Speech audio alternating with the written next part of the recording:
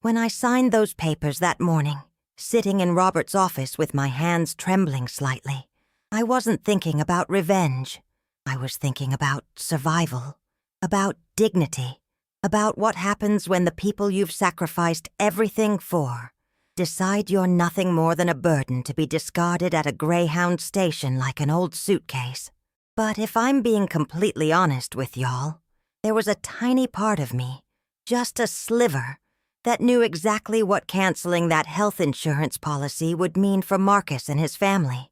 And you know what? I wasn't sorry. Not even a little bit. My name is Dorothy Jenkins, and I'm 69 years old. I've lived through 3 marriages, raised 4 children mostly on my own, survived breast cancer twice, and built a small fortune through 40 years of careful investing and penny pinching. But nothing, and I mean nothing, prepared me for what my own son did to me on a humid Tuesday morning in Miami, Florida.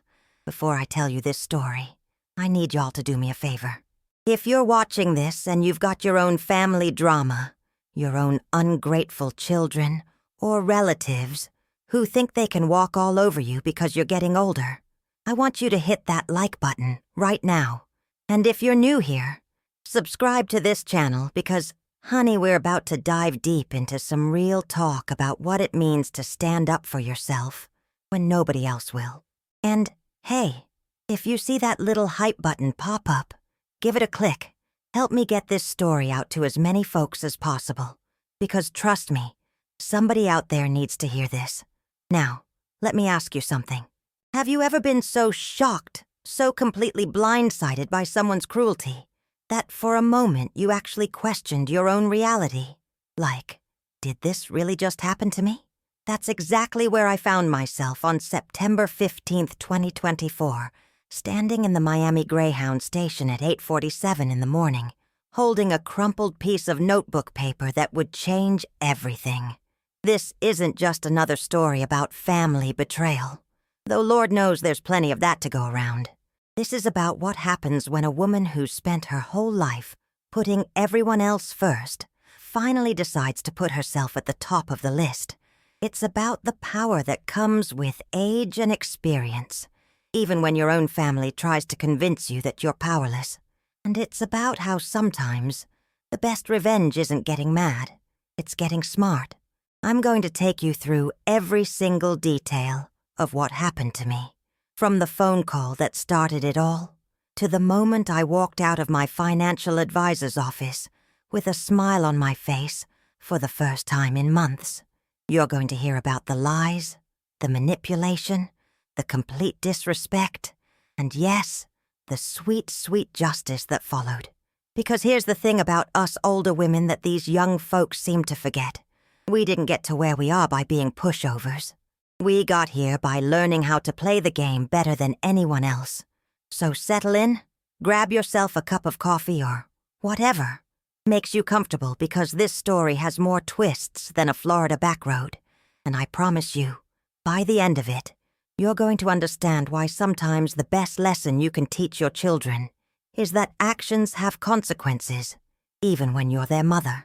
The trouble started, like so many troubles do, with what seemed like a blessing. It was early July 2024, and I was sitting in my little 2-bedroom house in Clearwater, Florida, watering my tomato plants on the back porch, when my phone rang.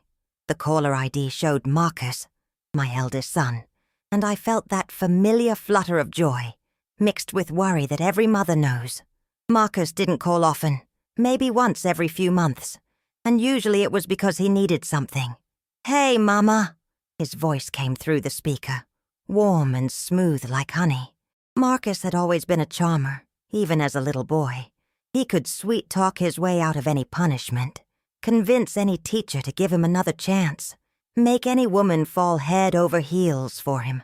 It's how he'd landed Tiffany, a former Miami swimsuit model who was 15 years younger than him and had expectations that far exceeded his bank account. "Marcus, honey, how are you? How are the kids?" I set down my watering can and settled into my favorite wicker chair, the one with the faded blue cushions that I'd had for going on 20 years. "We're all good, Mama. Real good. Listen, I was calling because Tiffany and I have been talking, and we realized it's been way too long since you've come to visit. The kids ask about Grandma Dorothy all the time, and we thought maybe you'd like to come stay with us for a few weeks. You know, get out of that little house, enjoy the Miami sunshine, spend some quality time with your grandbabies. My heart just about leaped right out of my chest. My 3 grandchildren, Destiny, who was 12, Michael Jr., who was 10, and little Sophia, who had just turned 6, were the absolute lights of my life.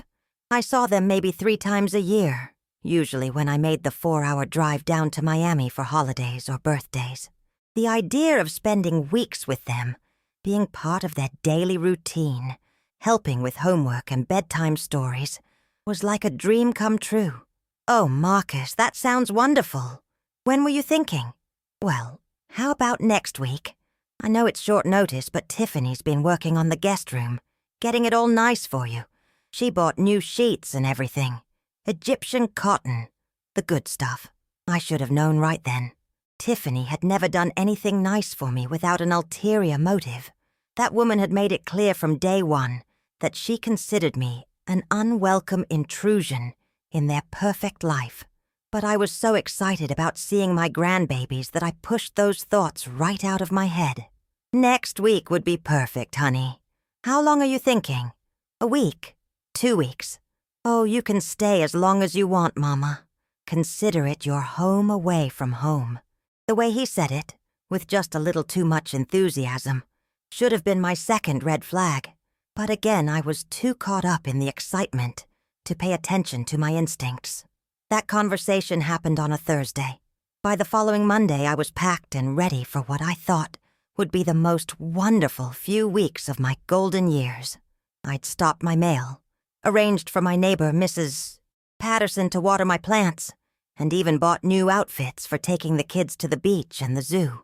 I'd withdrawn $500 in cash for activities and treats, made sure all my medications were organized in my pill case, and charged up my old flip phone. The drive down to Miami was beautiful that July morning. I took the scenic route along the Gulf Coast, stopped for lunch at this little seafood place in Sarasota that I'd been going to for years, and arrived at Marcus and Tiffany's condo complex around 3 in the afternoon. They lived in Coral Gables, in one of those fancy high-rise buildings with a doorman and valet parking. The kind of place I never could have afforded when I was raising my kids, but that I'd been helping them afford for the past 8 years. See, that's something I need to explain about my situation. After my 3rd husband, Earl, passed away in 2016, I inherited his construction business and his investment portfolio. Earl was 15 years older than me and had no children of his own, so everything came to me. Combined with my own savings and the profits from selling our house in Tampa, I found myself at 61 years old, with more money than I'd ever dreamed of having. It wasn't millions, mind you, but it was enough. Enough to buy my little house in Clearwater outright.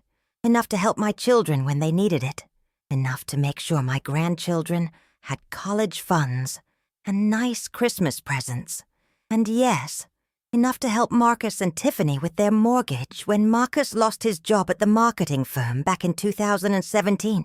What started as a temporary loan of $3,000 a month had somehow become a permanent arrangement. I was paying their mortgage, their homeowners association fees, and their health insurance premiums. The monthly total was just over $4,000, which was manageable for me, but represented about 60% of their household expenses. Marcus kept promising he'd pay me back once he got the big break he was always chasing. But years had passed, and that break never seemed to come. I didn't mind, though. What else was I going to do with the money?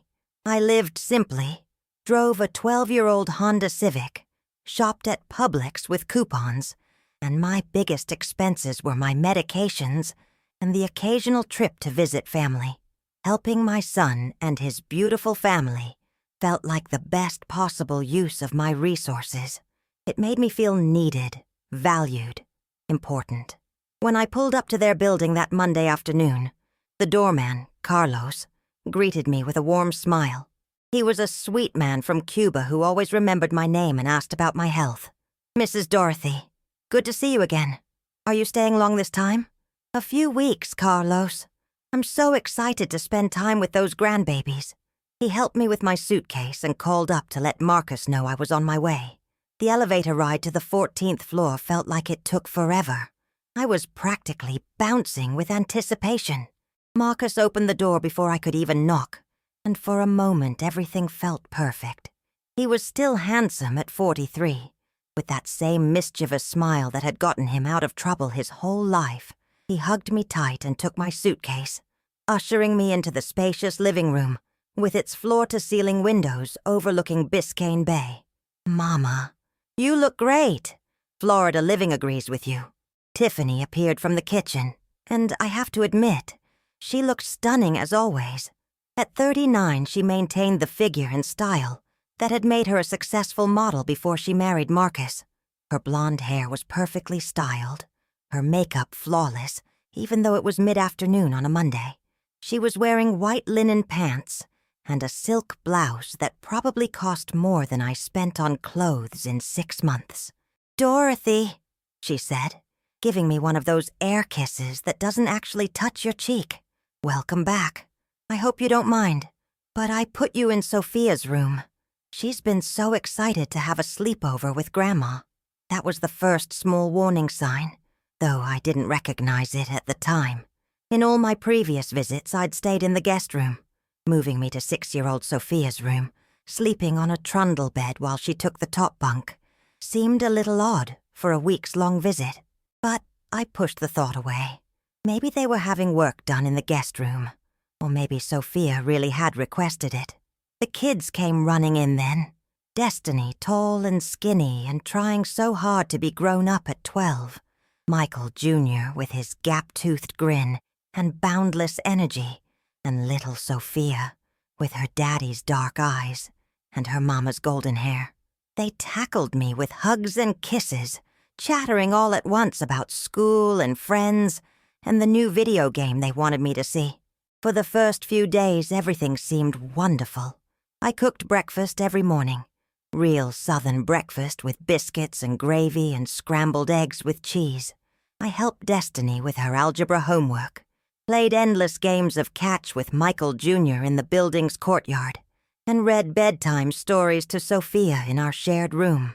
Tiffany seemed to appreciate having an extra pair of hands around, especially since she was between projects and spending most of her time at the gym or spa.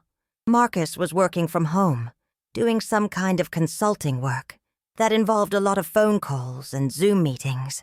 He'd set up an office in the second bedroom, and I could hear him in there for hours at a time, his voice rising and falling with enthusiasm as he pitched ideas to potential clients. He seemed optimistic about several deals that were about to close, and I was hopeful that maybe finally, after all these years, he was going to find his footing financially. But by the second week, I started noticing little things. Conversations that stopped when I walked into a room. Tiffany spending more and more time on her phone, texting with an urgency that seemed out of proportion to whatever projects she was working on. Marcus becoming increasingly irritable, especially when the kids made too much noise while he was on his work calls. The breaking point came on a Tuesday evening during my 3rd week there. I was in the kitchen cleaning up after dinner when I overheard Tiffany on the phone in their bedroom. The door was cracked, and her voice carried clearly down the hallway. "I don't care, Ashley. I can't take much more of this. She's everywhere, all the time. This morning I found her reorganizing my spice cabinet, without asking, and the kids are getting way too attached. Sophia actually told me yesterday that she wishes Grandma Dorothy could live here forever." There was a pause, and I stopped scrubbing the pan I was holding, straining to hear. I know she helps with the bills, but Marcus says that's going to change soon anyway. This consulting thing is really taking off. And honestly, having her here is making me feel like a stranger in my own home. She acts like she knows better than me about everything. How to cook for the kids, what they should be watching on TV, when they should go to bed. It's insulting. Another pause. No, Marcus won't say anything. You know how he is with confrontation. He'd rather just let things build up until they explode. But I've got a plan. I'm going to talk to him tonight. We need to set some boundaries. Or better yet, we need to find a way to send her home without hurting her feelings too much. I set the pan down carefully and tiptoed back to Sophia's room, my heart pounding. I sat on the edge of the trundle bed, staring out the window at the Miami skyline, trying to process what I'd just heard. Part of me wasn't surprised. I'd sensed Tiffany's growing irritation over the past few days, but hearing her talk about me like I was some kind of burden, some intrusion to be managed and removed, cut deeper than I'd expected. That night, after I'd tucked Sophia in and read her 3 chapters of Charlotte's Web, I lay awake in the narrow trundle bed, listening to my granddaughter's soft breathing, and wondering if I should just pack up and leave in the morning. Maybe save everyone the awkwardness of whatever conversation Tiffany was planning to have with Marcus. But something stubborn in me rebelled against that idea. I hadn't done anything wrong. I'd been helpful, respectful, and generous. I'd paid for groceries, bought the kids new clothes for school, and even arranged for a cleaning lady to come twice while I was there, so Tiffany wouldn't have to worry about housework. If she had a problem with my presence, she could damn well find the courage to say it to my face, instead of talking behind my back to her girlfriends. The next few days passed in a strange sort of limbo.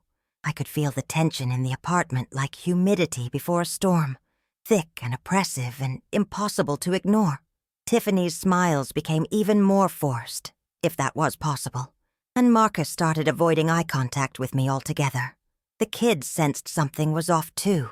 They became quieter, more clingy, asking me repeatedly if I was okay, and when I had to go back home. I started making plans to leave earlier than originally intended, not because I wanted to give in to Tiffany's manipulation, but because the atmosphere had become so uncomfortable that I wasn't enjoying my time with the grandchildren anymore. Every hug felt desperate. Every bedtime story felt like it might be the last for a long while, and I could see the confusion and worry in their innocent faces. On Thursday of that week, I was sitting at the kitchen counter helping Michael Jr. with his math homework when Marcus came out of his office with his phone pressed to his ear. He was speaking in low, urgent tones, and I caught fragments of the conversation. No, I understand the deadline. Yes, I can have that to you by Friday. What do you mean you're going with the other firm? We had a deal? Look, just give me until Monday. I know I can make this work. He ended the call and stood there for a moment, staring at his phone with an expression I hadn't seen since he was a little boy and had broken something valuable. Complete devastation mixed with panic. "Daddy, are you okay?" Michael Jr. asked, looking up from his multiplication tables. Marcus forced a smile and ruffled his son's hair. "Yeah, buddy. Daddy's fine. Just work stuff. Nothing for you to worry about." But I could see the worry in his eyes, the way his hands shook slightly as he poured himself a glass of water. Whatever deal he'd been counting on had just fallen through, and from the sound of that conversation, it had been a big one. That evening, after the kids were in bed, I heard Marcus and Tiffany having what they probably thought was a quiet argument in their bedroom. But the walls in that condo were thinner than they realized, and their voices carried clearly to where I was lying, in Sophia's room. "How much is left in the checking account?" Marcus's voice was tight with stress. "Maybe $800. The mortgage is due next week, and the association fee is due the week after that. That's $4,500 right there, and we haven't even paid for groceries or gas or anything else. What about your modeling gigs? Didn't you say you had something lined up with that wellness company? That was supposed to start next month, but they pushed it back. Budget cuts or something. Marcus, I'm scared. If your mom stops helping us, she won't. She loves those kids too much. And besides, she's got plenty of money just sitting there doing nothing. It's not like she has any other expenses. But what if she does? What if she gets tired of supporting us? We can't make it without her help, and you know it." There was a long pause, and when Marcus spoke again, His voice had taken on that calculating tone I remembered from his teenage years, when he was figuring out how to talk his way out of trouble. Then we need to make sure she doesn't get tired of helping us. We need to make her feel needed, important, like she's not just giving us money, but like she's investing in her family's future. How do we do that? I don't know yet, but I'll think of something. I always do. Lying there in that narrow bed, listening to my son and daughter-in-law strategize about how to manipulate me into continuing to support them financially, I felt something cold and hard settle in my chest. It wasn't anger yet. That would come later. It was more like disappointment, so profound it felt like grief. I'd known, on some level, that they needed my money.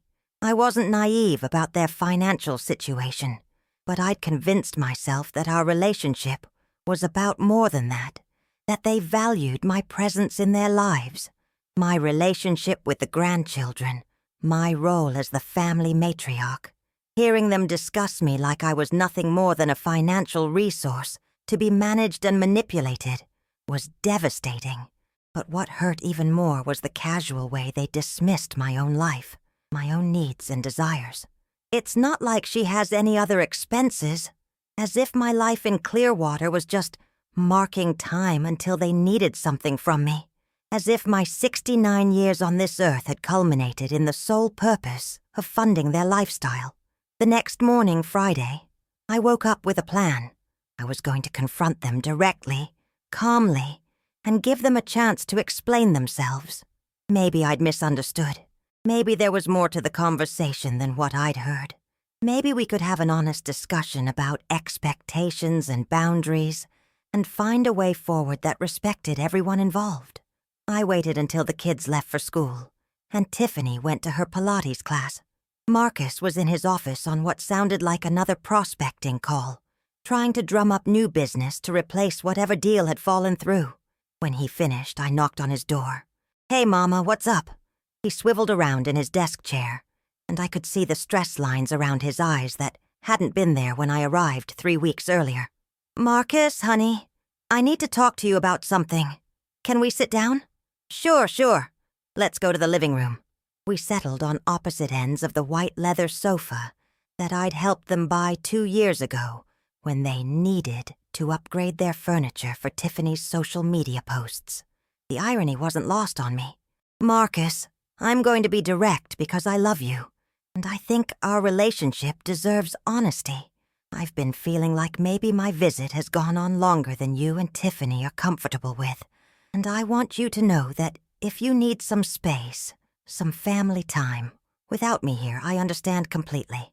I was giving him an opening, a graceful way to ask me to leave without anyone losing face. I expected relief, maybe even gratitude for making it easy for him. Instead, his face immediately shifted into that charming, manipulative expression I knew so well. "Mama, what are you talking about? We love having you here. The kids are so happy. And Tiffany was just saying yesterday how much help you've been with everything. Where's this coming from?" The lie came so easily, so smoothly, that for a moment I almost believed it myself. But I'd heard what I'd heard, and I wasn't going to let him gaslight me. "Marcus, I heard you and Tiffany talking last night about making sure I don't get tired of helping you financially, about managing me so I'll keep feeling needed." His face went white, then red, then settled into something I'd never seen before. Cold calculation mixed with desperation. "Mama, I think you misunderstood what you heard. We were talking about appreciation, about making sure you know how grateful we are for everything you do for this family. It wasn't manipulation. It was love." "And what about Tiffany saying she can't take much more of having me here? That I make her feel like a stranger in her own home?" Now he looked genuinely surprised, like he hadn't known about that conversation. But instead of addressing it honestly, he doubled down on the manipulation. "Tiffany's under a lot of stress right now with her career transition. Sometimes people say things when they're overwhelmed that they don't really mean. But I promise you, Mama, we want you here. We need you here. Not just financially, but emotionally. You're the glue that holds this family together." It was masterfully done, I'll give him that. He acknowledged just enough of what I'd heard to seem honest, while reframing it as misunderstanding and stress. He appealed to my emotions, my desire to be needed and valued, and he made it clear that challenging him further would mean disrupting the family harmony that I cared so much about. For a moment, I almost fell for it. Almost let myself believe that I'd misinterpreted what I'd heard, that my presence really was valued beyond my bank account. But then I looked into his eyes, those same brown eyes that had looked up at me when he was 7 years old, and swore he didn't know how his baseball had ended up in Mrs. Patterson's flower bed, and I saw the lie. "Marcus," I said quietly, "I'm going to go home on Monday. I think it's time." "No, Mama. Please don't. Look, if there's been some tension, we can work it out. Maybe we all just need to sit down and talk things through. Tiffany will apologize for whatever you heard, and we can start fresh. I've made up my mind, honey. I'll start packing this weekend." The desperation in his eyes was real now, and I understood why. Without my monthly contributions, they would lose their condo within 3 months. His consulting business clearly wasn't generating enough income to cover their basic expenses, let alone their luxury lifestyle. And Tiffany's modeling career was more aspiration than reality at this point. What about the kids? They'll be heartbroken. Sophia's been planning all these activities for you and her to do together. You can't just leave them like that. It was his final manipulation, and it was effective. The thought of disappointing my grandchildren, of leaving them confused and hurt, made my chest tighten with guilt. But I also knew that staying in a situation where I was tolerated rather than welcomed wouldn't be good for any of us in the long run. "I'll explain to them that Grandma has things to take care of at home. They'll understand." Marcus stared at me for a long moment, and I could practically see the wheels turning in his head. Then his expression shifted again, this time to something that looked almost like acceptance. "Okay, Mama, if that's what you really want. But let me and Tiffany drive you home on Monday. It's the least we can do after such a wonderful visit." Something about the way he said it made me uneasy, but I couldn't put my finger on what. Maybe it was too easy, too accommodating after his desperate attempts to convince me to stay. But I was tired of the tension, tired of analyzing every word and expression, tired of feeling unwelcome in what I'd thought was my second home. "That's very sweet of you, Marcus, but I can drive myself. I've been making that trip for years."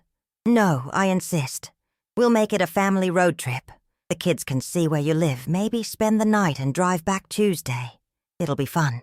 Again, something felt off about his enthusiasm, but I couldn't identify what, and the idea of having a little more time with the grandchildren was appealing. "Well, if you're sure it's not too much trouble." "No trouble at all, Mama. We'll make it special."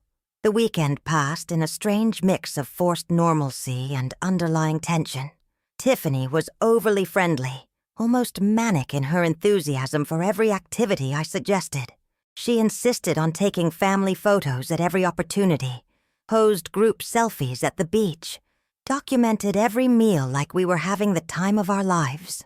It felt performative, like she was creating evidence of what a wonderful time we'd all had together. Marcus seemed distracted, spending a lot of time on his phone and computer, but he was also more attentive to me than he'd been in weeks. He asked about my plants back home, my neighbor, Mrs. Patterson, my doctor appointments. He wanted to know about my investment portfolio, how it was performing, whether I was happy with my financial advisor. "You know, Mama, you should really consider moving closer to us. Miami's got great health care, wonderful weather year-round, and the kids would love having you nearby. We could help you find a nice place, maybe something in our building or close by." The suggestion made me deeply uncomfortable, though I couldn't quite articulate why. On the surface, it made sense. I was getting older, and having family nearby for support wasn't a bad idea. But something about the timing of the suggestion, combined with everything else that had happened, made it feel less like concern for my well-being, and more like a business proposition.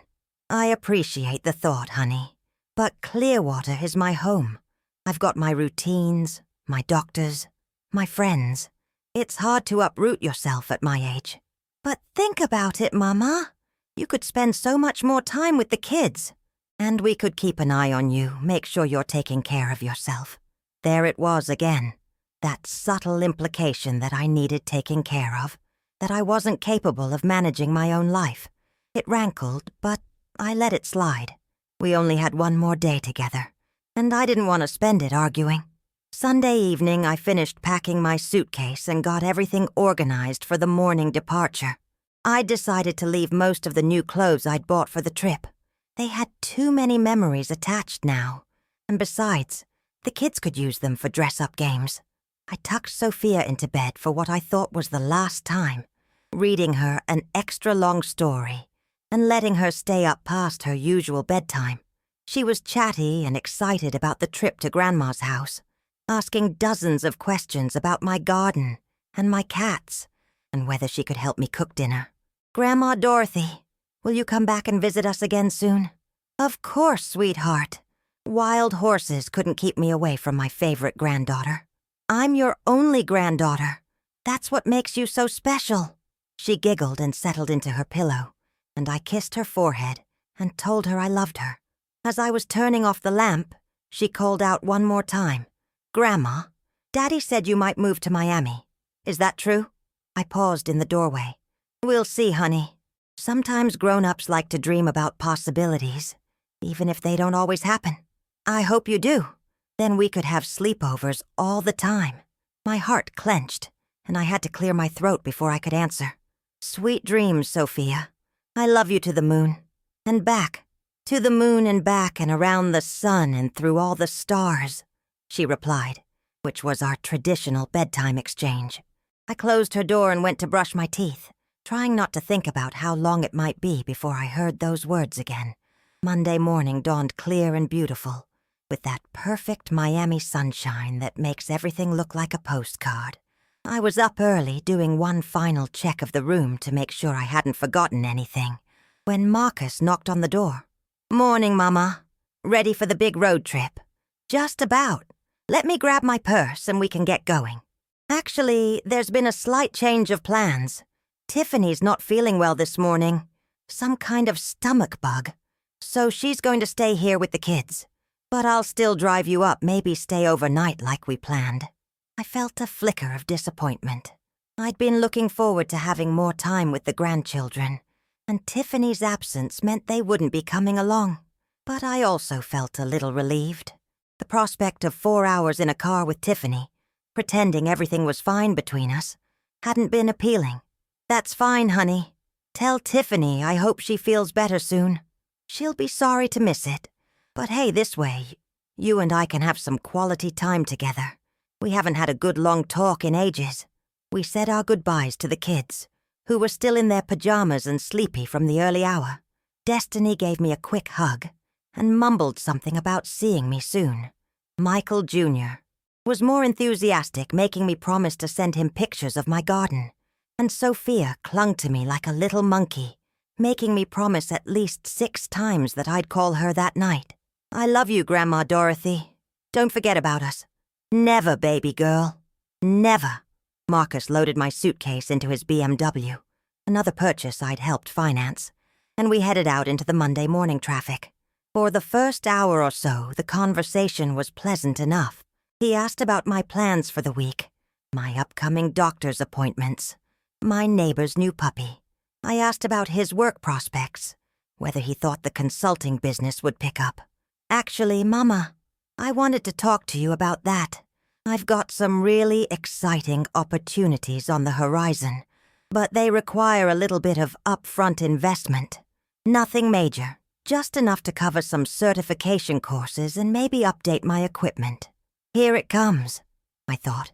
The real reason for this sudden desire to drive me home personally. "How much are we talking about, Marcus?" "Maybe 15, 20,000. I know it sounds like a lot, but these contracts I'm pursuing are worth 6 figures each.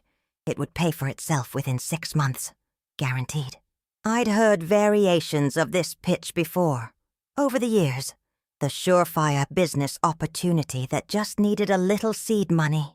The contract that was definitely going to close if he could just afford the right equipment or training or marketing materials. So far, none of them had panned out the way he'd promised. Marcus, you know I want to help you succeed, but maybe we should wait and see how your current consulting work develops before making any major investments. But that's just it, Mama. The current work is fine, but it's not enough to really get ahead. These new opportunities could set us up for life. Tiffany could stop worrying about finding modeling gigs. The kids could go to private school. We could maybe even buy a bigger place. He was painting a picture of the life they wanted, the life they thought they deserved, and positioning me as the person who could make it all possible. It was manipulation 101, and I recognized it for what it was. Let me think about it, honey. These kinds of decisions shouldn't be made quickly. Of course. I just wanted to plant the seed. We drove in silence for a while after that, and I found myself looking out the window at the familiar Florida landscape, thinking about the conversation we'd just had. Marcus wasn't asking for help with groceries or utilities anymore. He was asking for investment capital for pipe dreams and get-rich-quick schemes. The scope of his financial dependence on me was expanding, not contracting. Around noon, we stopped for lunch at a Cracker Barrel just outside of Ocala. Marcus was charming and attentive throughout the meal, telling funny stories about the kids and asking my advice about everything from home improvement projects to meal planning. To anyone watching, we probably looked like a devoted son taking his elderly mother on a pleasant road trip. But I was starting to feel uneasy about something I couldn't quite name. It wasn't anything Marcus was saying or doing explicitly. It was more like a feeling, an instinct honed by 69 years of life experience. Something was off about this whole situation. When we got back in the car, Marcus suggested taking a slightly different route home. I found this scenic way that goes through some of those little Florida towns you love. It might take an extra hour, but the drive is beautiful. An extra hour seemed unnecessary when we were already looking at a 4-hour trip, but I didn't want to seem ungrateful for his gesture. That sounds lovely, honey. We turned off I-75 onto a series of smaller highways that wound through rural Florida farmland and tiny towns with names like Bronson and Williston. It was pretty enough, but after another hour of driving, I was starting to wonder exactly where we were headed. Marcus, are you sure you know where you're going? This doesn't look familiar to me. Don't worry, Mama. I've got GPS. We'll be there soon. But when I glanced at his phone in the cup holder, the screen was dark. No GPS app was running. Honey, I think we might be lost. Why don't you pull over and check your phone? We're not lost, Mama. Trust me. There was something in his tone that made my stomach clench with anxiety. We were in the middle of nowhere, surrounded by nothing but pine forests and the occasional farmhouse, and my son was acting like he knew exactly where he was going, despite clear evidence to the contrary. Marcus, I really think we should stop and figure out where we are. Actually, Mama, we're almost there. Almost where? He didn't answer, just kept driving, and that's when I saw the sign up ahead. Greyhound Station. Next exit. My blood went cold. Marcus, why are we stopping at a bus station? Because this is where you're getting out. He said it so matter-of-factly, so calmly, that for a moment I thought I'd misheard him. What did you say? This is as far as I go, Mama. You'll need to figure out your own way home from here. Marcus pulled into the parking lot of what had to be the most depressing Greyhound station in all of Florida.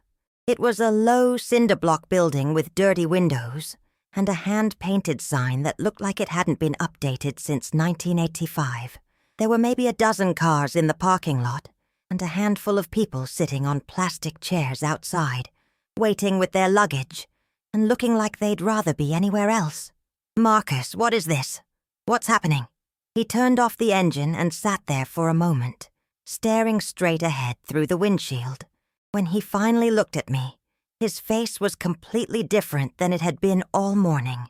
The charming smile was gone, replaced by something cold and resolute. Here's the thing, Mama. Tiffany and I have been talking, and we've decided that this whole arrangement we've had isn't working anymore.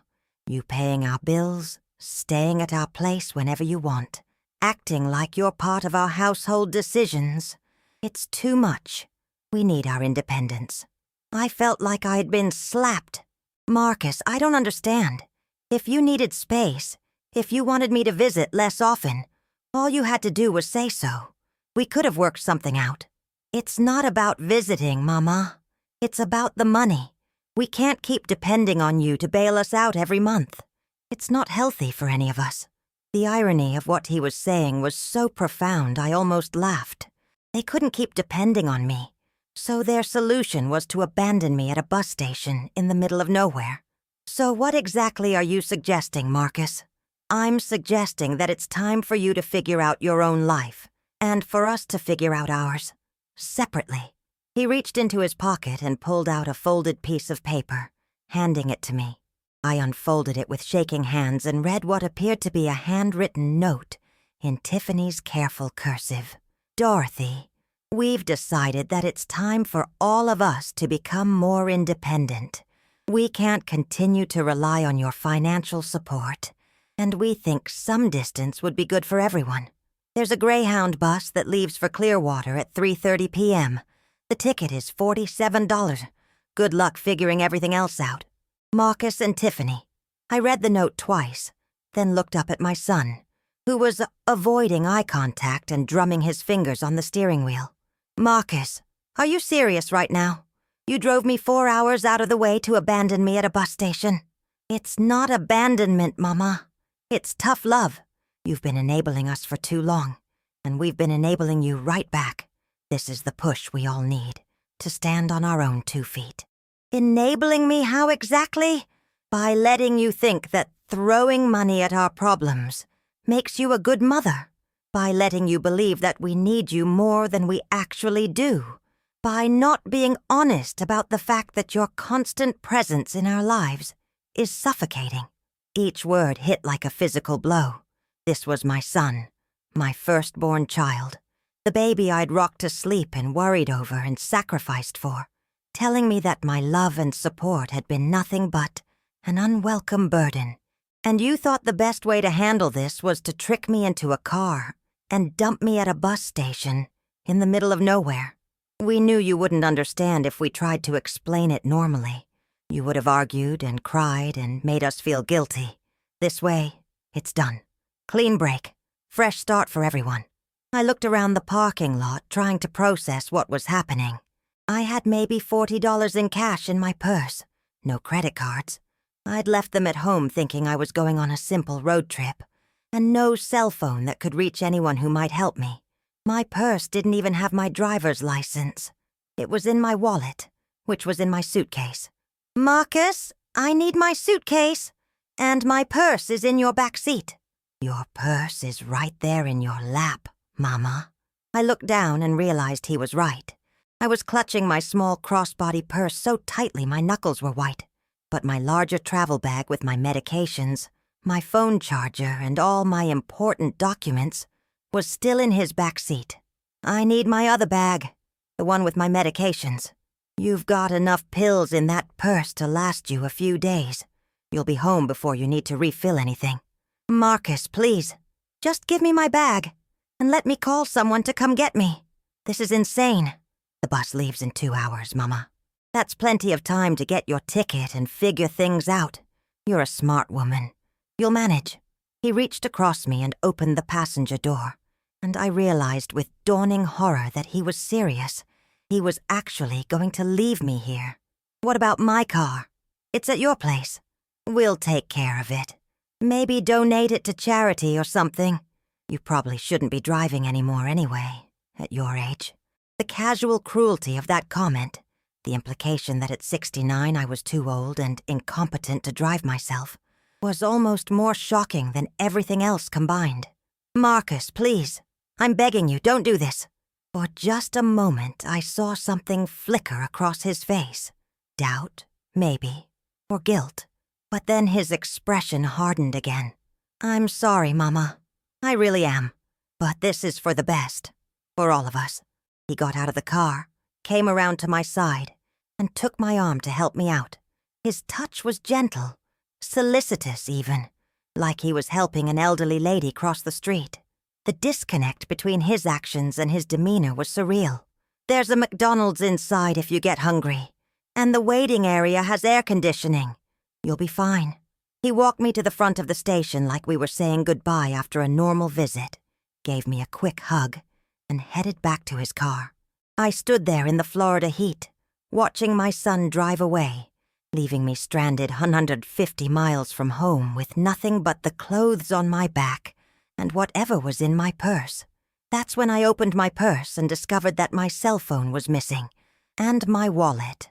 The only things left were my reading glasses, a pack of gum, a small bottle of Tylenol, and exactly $37 in cash. I looked down at that crumpled note in my hand one more time, and that's when the rage finally hit me. Not sadness, not confusion, not hurt. Pure, white-hot fury. They hadn't just abandoned me. They had planned this, carefully, methodically, with attention to every detail that would leave me as helpless and dependent as possible. Tiffany's stomach bug that morning had been an excuse to keep the kids away so they wouldn't witness what their parents were doing to their grandmother. The scenic route had been a lie to get me to an unfamiliar location, where I wouldn't know how to call for help or find alternative transportation. And that note, that goddamn note, with its sanctimonious talk about independence and tough love, was the final insult. They were stealing my wallet and phone and car, abandoning me in the middle of nowhere, and somehow making it sound like they were doing me a favor. Standing there in that parking lot, sweating in the humid Florida heat, I made a decision that would change everything. I wasn't going to be a victim. I wasn't going to cry or panic or beg for help from strangers. I was going to figure out how to get home, and then I was going to show my ungrateful son and his selfish wife exactly what independence looked like. Because here's the thing they'd forgotten in all their careful planning.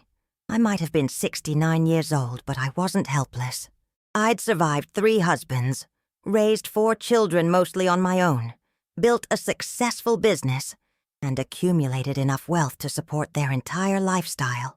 I'd been handling my own problems since before they were born, and I sure as hell wasn't going to let them break me now. I walked into that bus station, head held high, and started figuring out my next move.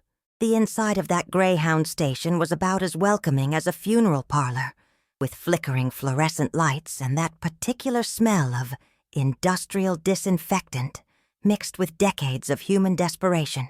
But it was air-conditioned, and there was a payphone in the corner that looked like it might actually work.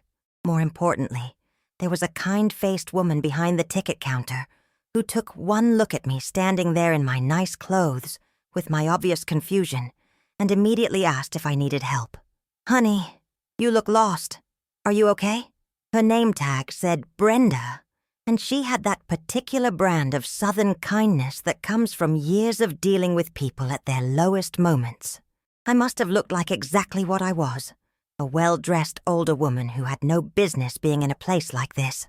"I need to call someone," I said, surprised by how steady my voice sounded. "But I don't have any change for the payphone." "Oh, don't you worry about that. You can use the phone behind the counter if it's local. Long distance, we'll have to figure something else out. Who are you trying to reach?" That's when I realized I had a problem. I knew my financial advisor, Robert Mitchell's office number by heart. I'd been calling it once a month for 8 years, but it was Monday afternoon, and his office would be closed. I knew my neighbor, Mrs. Patterson's number, but she was 82 years old and didn't drive anymore. I could call my youngest son, David, in Oregon, but he was 3,000 miles away and couldn't help me get home. And then I remembered. Robert always gave his clients his personal cell phone number for emergencies. "In case the market crashes on a weekend," he'd joke, "or you win the lottery and need immediate advice." I'd never used it, but I'd written it down in my address book years ago, and somehow, miraculously, I'd memorized it. "It's long distance," I told Brenda, "but it's important." She studied my face for a moment, and whatever she saw there must have convinced her I wasn't a scammer or a troublemaker. Tell you what, you can use my personal cell phone. Just don't talk too long, okay? I could have cried with gratitude. Instead, I took her phone with shaking hands and dialed Robert's number, praying he would answer. He picked up on the third ring. Robert Mitchell. Robert, this is Dorothy Jenkins. I'm sorry to call your personal number, but I have an emergency. Mrs. Jenkins, is everything all right? Are you hurt? I'm not hurt, but I'm in a very bad situation. I'm stranded at a bus station in the middle of Florida, with no money, no phone, and no way to get home. My son, there was a family situation. I need help. There was a pause, and I could almost hear him switching from friend mode to professional mode. Robert had been managing my investments for 8 years, ever since Earl died, and he knew me well enough to understand that I wouldn't call him in a panic unless something was seriously wrong. Where exactly are you, Mrs. Jenkins? I looked around for a sign or address. Brenda, who had been pretending not to listen, pointed to a placard on the wall. Highway 26 Greyhound Station, Ocala. I'm at the Greyhound Station on Highway 326 in Ocala. Okay, I can be there in about 2 hours. Don't go anywhere. Don't get on any buses. Just sit tight and wait for me. Can you do that? Yes, but Robert, there's more. When I get home, I'm going to need to make some changes to my accounts. Some big changes. My son has been taking advantage of the situation, and I need to put a stop to it immediately. Another pause. Longer this time. We'll deal with all of that when I get there. For now, just stay put and stay safe. Do you have any money for food or water? A little. I'll be fine. Good. I'm leaving right now. Everything is going to be okay, Mrs. Jenkins. I promise. I handed the phone back to Brenda, who was looking at me with a mixture of curiosity and concern. Thank you so much. You have no idea what that call meant to me. Honey, we've all been in tough spots. That's what decent people do. We help each other out. You want some coffee? It's not great, but it's hot and it's free. I spent the next 2 hours in that bus station, sipping terrible coffee and watching the parade of humanity that passes through places like that. There were young mothers with crying babies, old men who looked like they were carrying everything they owned in paper bags, teenagers who were either running away from something or toward something. Everyone looked tired and a little desperate, and I found myself wondering how many of them had ended up there through the betrayal of people they trusted. But mostly, I spent those 2 hours thinking, planning, calculating exactly what I was going to do to Marcus and Tiffany, and how I was going to do it without breaking any laws or stooping to their level of cruelty. See, here's what they hadn't considered in their brilliant plan: to teach me independence. I might have been supporting them financially, but I wasn't dependent on them for anything. They, on the other hand, were completely dependent on me. Their mortgage, their car payments, their health insurance, their children's private school tuition, their country club membership, even their grocery budget. It all flowed through my bank account. With a few simple phone calls, I could turn off that flow, like shutting off a faucet. And unlike their dramatic abandonment scheme, my revenge would be completely legal, completely justified, and completely devastating. Robert arrived exactly when he said he would, driving his sensible Honda Accord, and looking like the answer to every prayer I'd said over the past 4 hours. He was a small, neat man in his 50s, who always wore bow ties, and had the kind of calm, competent demeanor that made you trust him with your life savings. Which, come to think of it, I had. Mrs. Jenkins, thank God you're all right. I've been worried sick since your call. He helped me to his car, and as we drove away from that awful bus station, I told him everything. The whole story, from the phone call in July inviting me to Miami, to the overheard conversations, to the elaborate scheme that had ended with me being abandoned like an unwanted pet. Robert listened without interruption, his face growing darker with each detail. When I finished, he was quiet for several miles. Mrs. Jenkins, I have to tell you, in 30 years of financial planning, I've seen a lot of family situations go sideways over money. But what you've described, that's not just financial abuse. That's elder abuse. Plain and simple. You could press charges. I don't want to press charges, Robert. I want something much more effective than that. What did you have in mind? I outlined my plan during that 2-hour drive home to Clearwater. It was elegant in its simplicity and devastating in its completeness. By the time we pulled into my driveway, Robert was shaking his head in amazement. Mrs. Jenkins, remind me never to get on your bad side. This is going to hurt. Good. It should hurt. What they did to me today should have consequences that match the severity of their actions. Are you absolutely sure about this? Once we start making these changes, there's no going back. Your relationship with your son. My relationship with my son ended the moment he drove away from that bus station. What I'm doing now is just making sure he understands that. Robert spent that evening at my kitchen table, pulling up accounts on his laptop and walking me through exactly what each change would mean. We worked until almost midnight, double-checking every detail, making sure I understood the full implications of what I was about to do. The first item on my list was the health insurance. I'd been paying $3,400 a month to cover Marcus, Tiffany, and all 3 children under a premium family plan.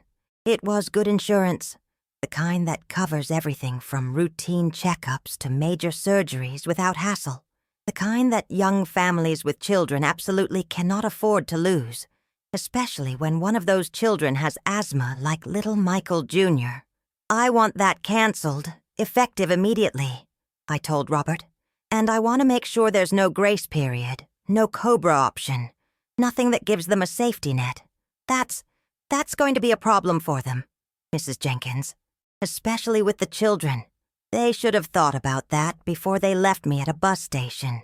If they're so concerned about independence, they can figure out their own health insurance. The second item was the mortgage assistance.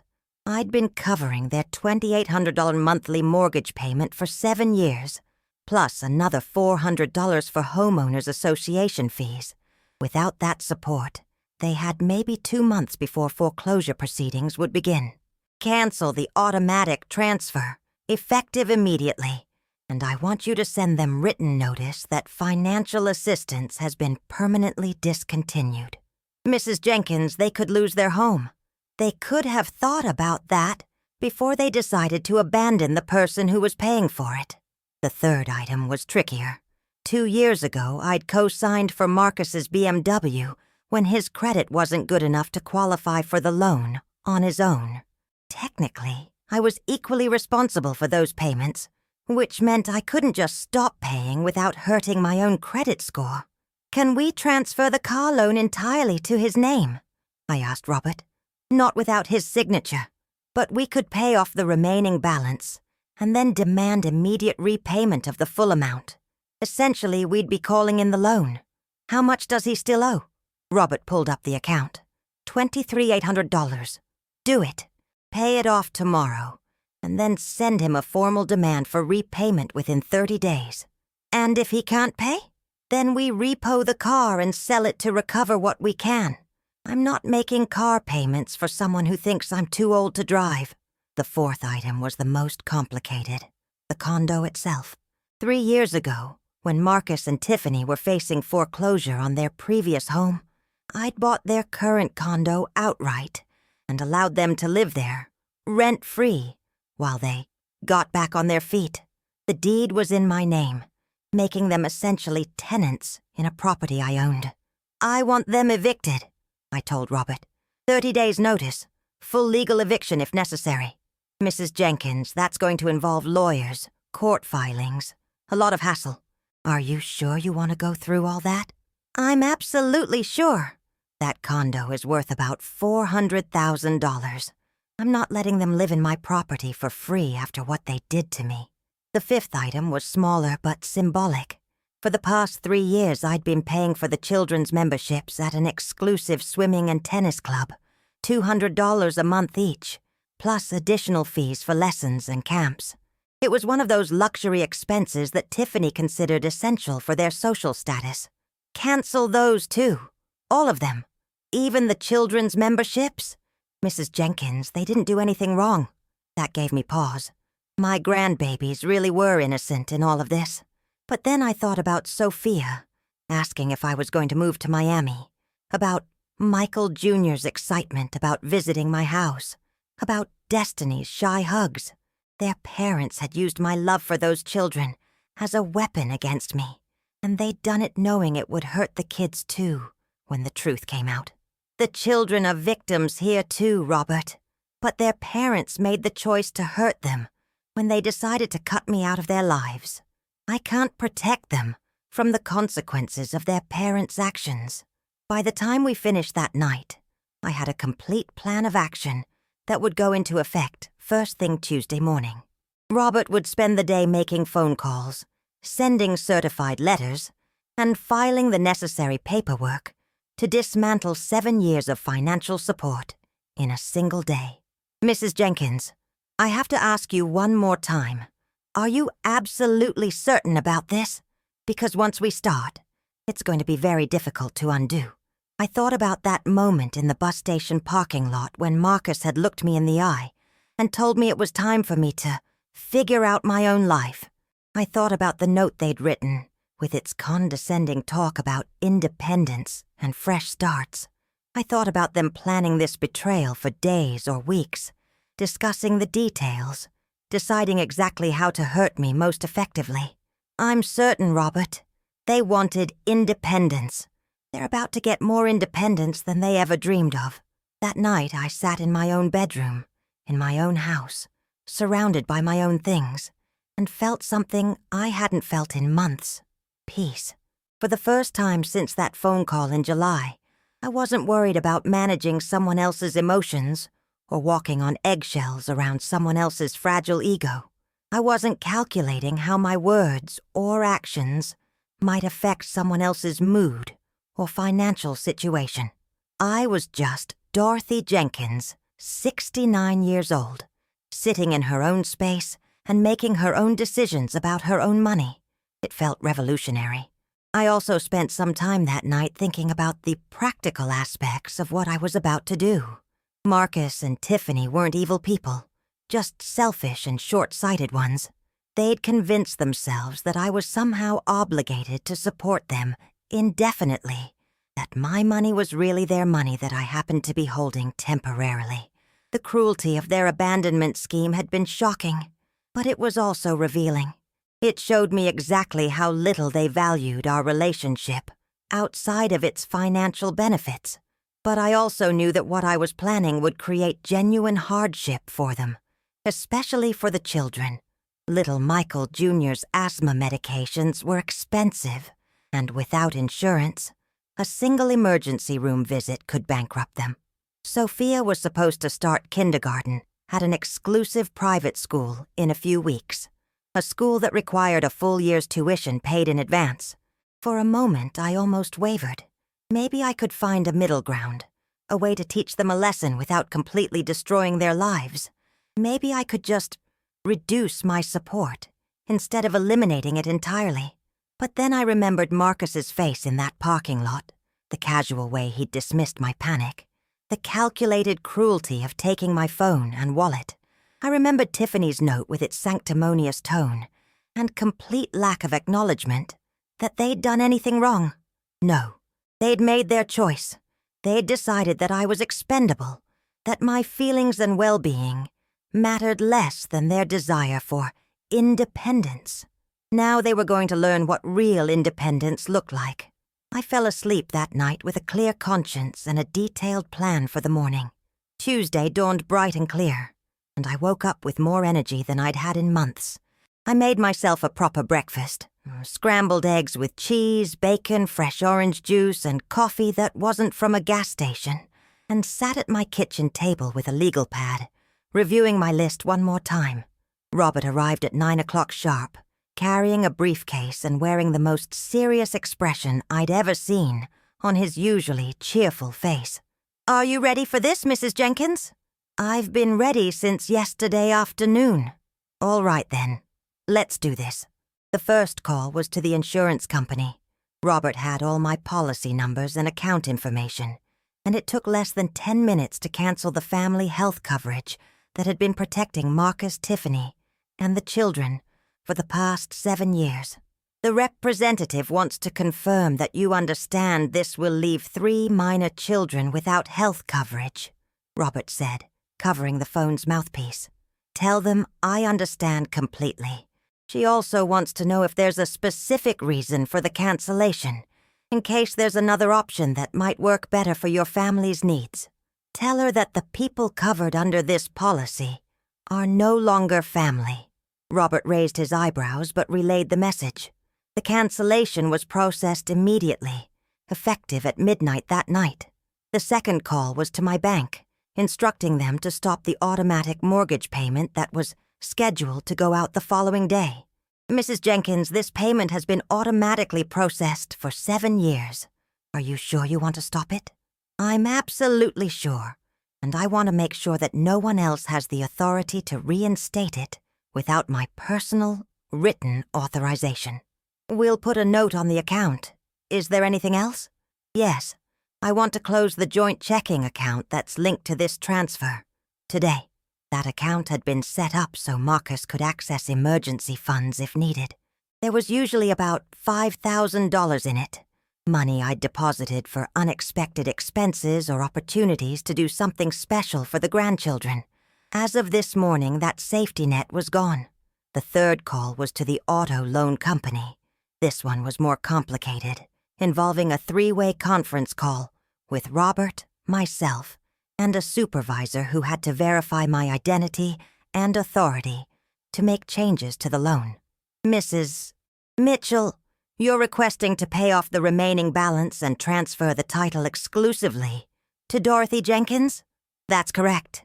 And we want to send formal notice to Marcus Jenkins that the full amount is now due immediately. Ma'am, if you pay off the loan, the debt is satisfied. There's no legal mechanism to demand repayment from someone else. Robert and I had anticipated this. We're not talking about the auto loan debt, he explained. We're talking about a personal loan between Mrs.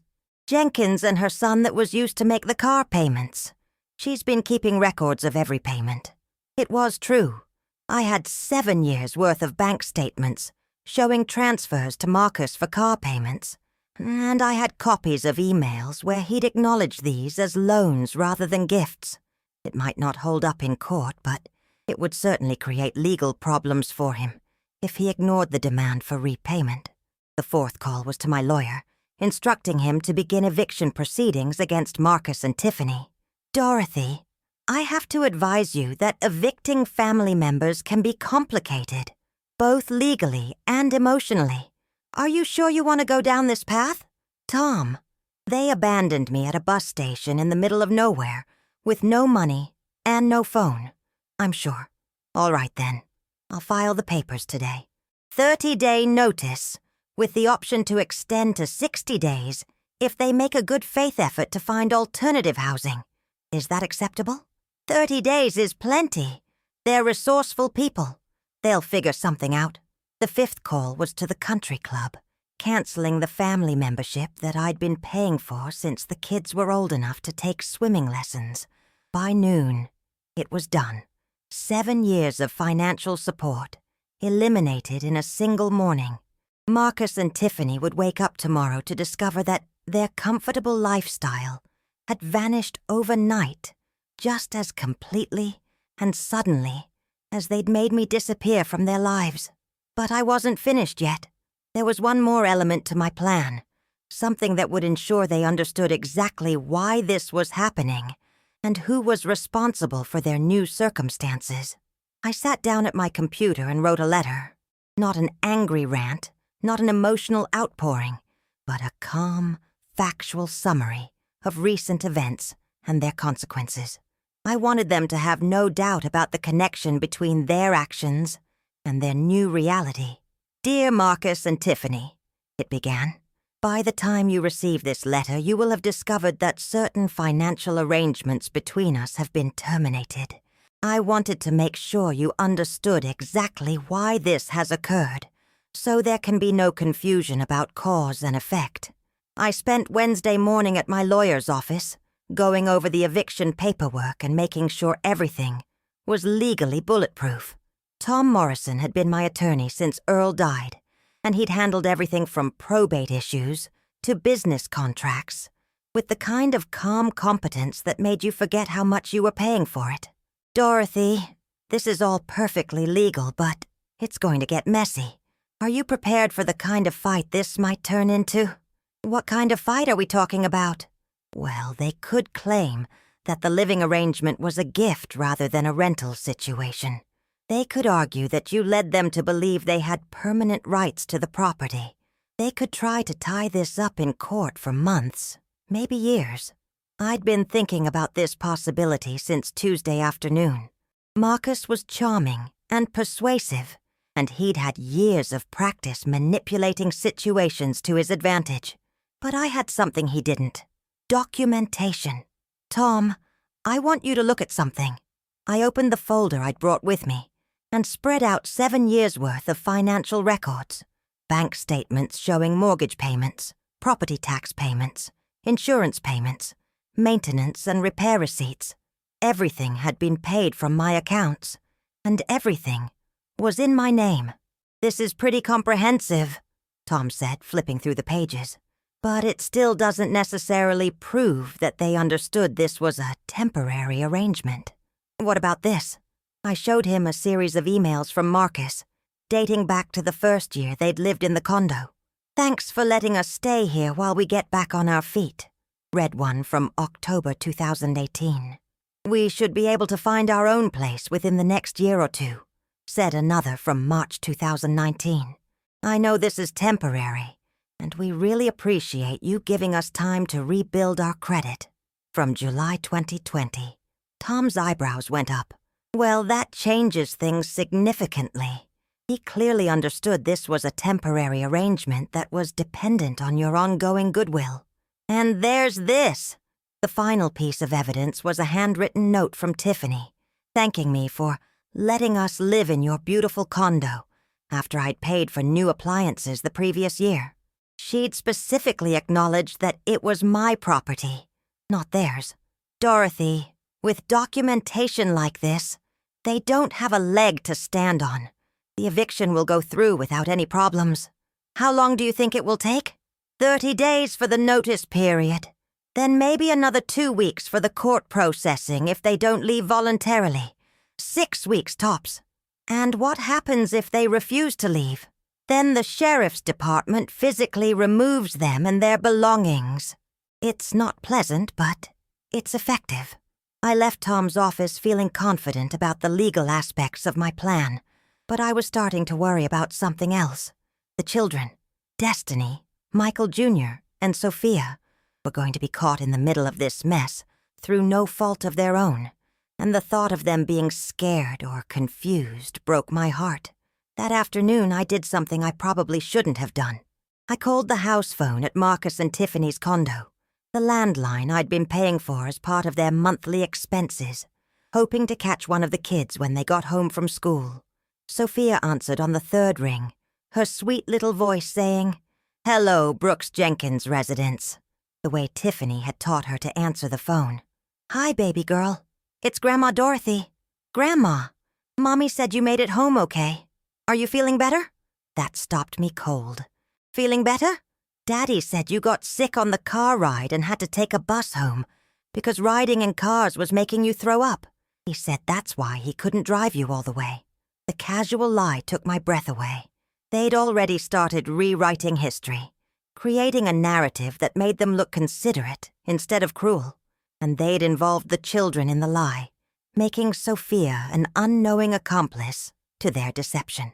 "I'm feeling much better, sweetheart. How was school today?" She chattered for a few minutes about her teacher and her friends and the art project they were working on. Then she said something that made my chest tighten with emotion. "Grandma Dorothy, when can you come visit again? I miss having sleepovers with you." "I miss them too, baby girl. But it might be a while before I can visit again." "Why? Are you still sick?" "No, honey. It's just Sometimes grown-ups have disagreements about things, and it affects when families can see each other. Are you and Daddy having a disagreement? The innocence in her question nearly undid me. How do you explain to a 6-year-old that her father had abandoned her grandmother at a bus station? How do you tell her that her parents were about to lose their home and their health insurance because they'd been too greedy and selfish to appreciate the help they were getting? It's complicated, sweetheart, but I want you to know that whatever happens, Grandma Dorothy loves you very, very much. That will never change, no matter what. I love you too, Grandma Dorothy. To the moon and back and around the sun and through all the stars. To the moon and back and around the sun and through all the stars, I repeated, fighting back tears. I heard voices in the background, and Sophia said, "Mommy wants to talk to you." Before I could object, Tiffany's voice came through the phone, tight with barely controlled anger. "Dorothy, what the hell do you think you're doing?" "I'm talking to my granddaughter. Is that a problem? Our health insurance was canceled. The mortgage payment didn't go through. The bank called about some loan that's apparently due immediately. What is this about?" Her tone was imperious, demanding, like she was entitled to an explanation for why her free ride had ended. It was exactly the reaction I'd expected, and exactly the reaction that confirmed I was doing the right thing. "Tiffany, didn't you get my letter? I explained everything very clearly. We got your letter. That passive-aggressive bullshit about consequences and independence. This is about Monday, isn't it? You're throwing a tantrum because we didn't drive you all the way home." The way she minimized what they'd done, calling it a failure to provide door-to-door service instead of acknowledging the abandonment and theft, was breathtaking in its audacity. "This isn't a tantrum, Tiffany. This is cause and effect. You decided you wanted independence from me. I decided to give you exactly what you asked for. Dorothy, you can't just cut off our health insurance without warning. Michael Jr. has asthma. What if he has an emergency? You should have thought about that before you left me at a bus station, with no phone and no money. What if I'd had an emergency? That's completely different. You're an adult who can take care of herself. These are children who depend on you." "No, Tiffany. These are children who depend on their parents. You and Marcus are their parents. I'm just the grandmother who's been paying your bills for 7 years. Look, if this is about money, we can work something out. Maybe we were taking you for granted, and maybe we need to be more appreciative. But you can't punish the kids for our mistakes."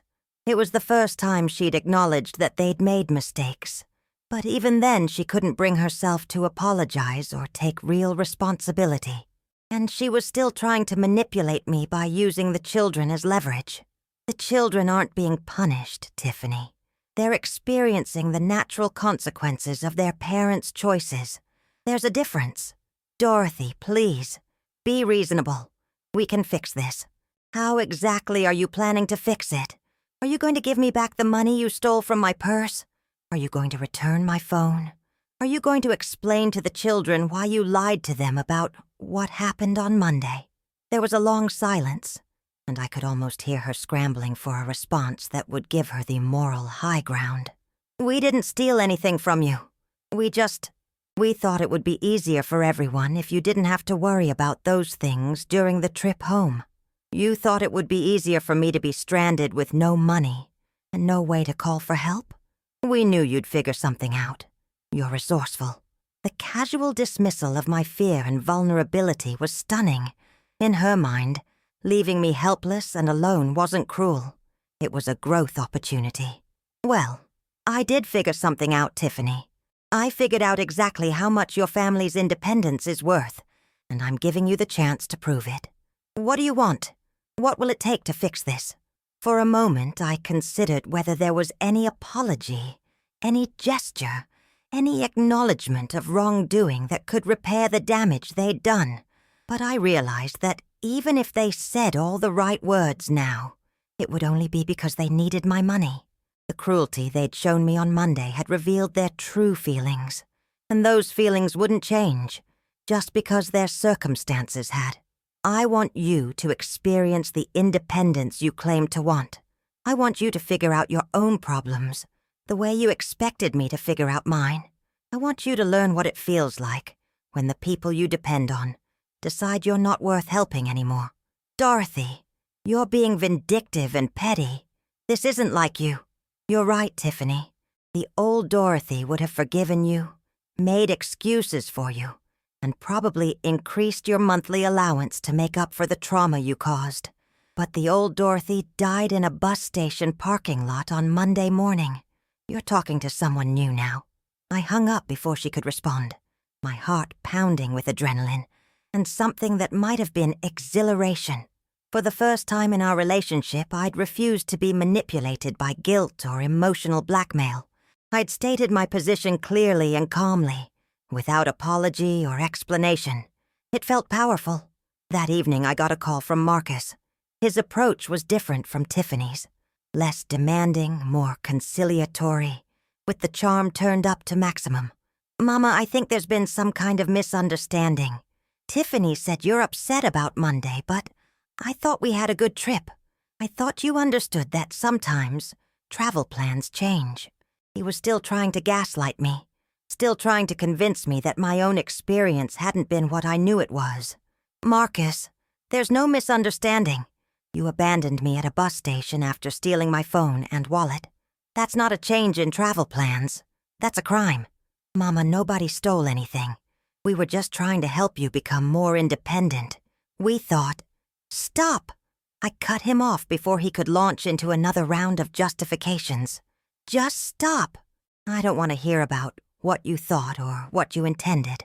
I want to talk about what you did and what it's going to cost you. Cost me? Marcus, you're 43 years old. You have 3 children and a wife with expensive tastes. For 7 years, I've been subsidizing your lifestyle to the tune of over $4,000 a month. That's more than $300,000 I've given you. And what did I get in return? Mama, you gotta be part of your grandchildren's lives. You gotta help your family succeed. I got abandoned at a bus station like a stray dog. That's what 7 years of generosity bought me. That was just... We made a mistake, okay? We can fix this. No, Marcus. You can't fix this. You can't unabandon me. You can't give me back the hours I spent sitting in that station, wondering if anyone was ever going to help me get home. You can't erase the knowledge that when you looked at me in that parking lot, you felt nothing but annoyance that I was inconveniencing your life. That's not true, Mama. I love you. You love my money, Marcus. There's a difference. How can you say that? How can you think that's all this relationship is about? Because when you decided you didn't want my money anymore, you threw me away like garbage. If this relationship was about anything else, love, family, respect, you would have had a conversation with me. You would have worked with me to find a solution that honored our relationship while giving you the independence you wanted. Instead, you chose cruelty. There was a long pause, and when he spoke again, his voice had lost its charming tone and taken on an edge I hadn't heard since he was a teenager. So what? You're going to punish us forever? You're going to let your own grandchildren suffer because you're mad at their parents? I'm not punishing anyone, Marcus. I'm simply stopping my financial support, just like you asked me to do. You said you wanted independence. You said you were tired of depending on me. I'm giving you exactly what you requested. But we need that money, Mama. We can't make it without your help. Then you shouldn't have bitten the hand that fed you. This is insane. You're destroying our family over a misunderstanding. No, Marcus. You destroyed our family when you left me stranded in the middle of nowhere. I'm just making sure you understand what that destruction costs. What do you want? An apology? Fine, I apologize. We're sorry. It was wrong, and we shouldn't have done it. Can we please move past this now? The apology was so grudging, so clearly motivated by desperation, rather than genuine remorse, that it actually made me angrier than if he'd said nothing at all. It's too late for apologies, Marcus. You've shown me who you really are, and I believe you. Mama, please, think about the kids. Think about what this is going to do to them. I am thinking about the kids, Marcus. I'm thinking about what kind of people they'll become if they grow up believing that family members are just resources to be exploited and discarded. I'm thinking about what kind of parents they'll be if they learn that love is conditional on financial benefit. Maybe losing everything will teach you and Tiffany how to be better role models. You're being cruel, Mama. This isn't the woman who raised me. You're right. The woman who raised you was naive enough to believe that love and generosity would be returned with love and respect. She learned differently this week. I hung up on him too, and then I turned off my phone. I'd said everything that needed to be said, and I wasn't interested in hearing any more manipulative arguments or desperate pleas. The decision had been made. The consequences were in motion, and nothing they could say would change that. Thursday morning brought the first real evidence that my plan was working. Robert called at 8:30 with an update that made me smile for the first time since Monday. Mrs. Jenkins, I just got off the phone with the mortgage company. Marcus called them yesterday trying to reinstate the automatic payment from your account. When they told him you'd specifically canceled it, he apparently became quite agitated. What kind of agitated? The representative said he was yelling about computer errors and demanding to speak to supervisors. He claimed there had been some kind of mistake, that you would never cancel the payments without telling him first. It was exactly what I'd expected. Marcus had spent so many years taking my financial support for granted that he couldn't accept that it could simply disappear. In his mind, my money was his money, and the idea that I could cut him off without his permission was incomprehensible. Did they give him any information about how to contact me? No, ma'am. Your account is protected with a privacy flag, and they can't discuss anything with anyone who isn't on the authorized contact list. But he did ask them to call you and find out if you wanted to reinstate the payments. And what did they tell him? They told him that if you wanted to reinstate the payments, you would do it yourself. They also informed him that the September payment is due on Friday, and without it, the account will be considered in default. I felt a little thrill of satisfaction. Marcus was beginning to understand that his comfortable lifestyle had depended entirely on my goodwill, and that goodwill was no longer available to him. What about the health insurance? Any word on that? The insurance company called me this morning. Apparently, Tiffany spent 2 hours on the phone with them yesterday, trying to get the policy reinstated. She claimed there had been a clerical error, that you couldn't have meant to cancel coverage for the children. Let me guess. They told her the same thing the mortgage company told Marcus. Exactly. The cancellation was deliberate and specific, and only you have the authority to reinstate coverage. But Mrs. Jenkins, I have to tell you, she was asking about COBRA options for the children. COBRA was the federal program that allowed people to continue their health insurance coverage after losing it, usually for 18 months. It was expensive, often 3 times the normal premium, but it would give them temporary coverage while they figured out alternatives. Can they get COBRA? Technically, yes, but it would cost them about $6,000 for the first month's premium, and they'd have to pay it within 60 days of the cancellation date, given their financial situation. They don't have $6,000. I don't think they have $600, Mrs. Jenkins. Not anymore. That gave me pause. I'd wanted to teach them a lesson about consequences, but the idea of the children going without health insurance was genuinely troubling. Little Michael Jr.'s asthma could turn dangerous without proper medication, and all 3 kids were active in sports and other activities where injuries were possible. But then I reminded myself that Marcus and Tiffany were the children's parents. It was their responsibility to provide health insurance, not mine. If they'd been more concerned about their children's welfare than their own pride, they never would have risked losing my support in the first place. Any other calls? The country club called. Apparently, Tiffany showed up there yesterday afternoon with the children, expecting to use the pool for swimming lessons. When they told her the membership had been cancelled, she caused quite a scene. What kind of scene? According to the manager I spoke with, She accused them of making a mistake and demanded to see documentation of the cancellation. When they showed her the paperwork, with your signature, she claimed you weren't competent to make financial decisions anymore, and that the cancellation should be reversed. The audacity of that claim was breathtaking. Tiffany was literally arguing that I was mentally incompetent because I'd made a financial decision she didn't like.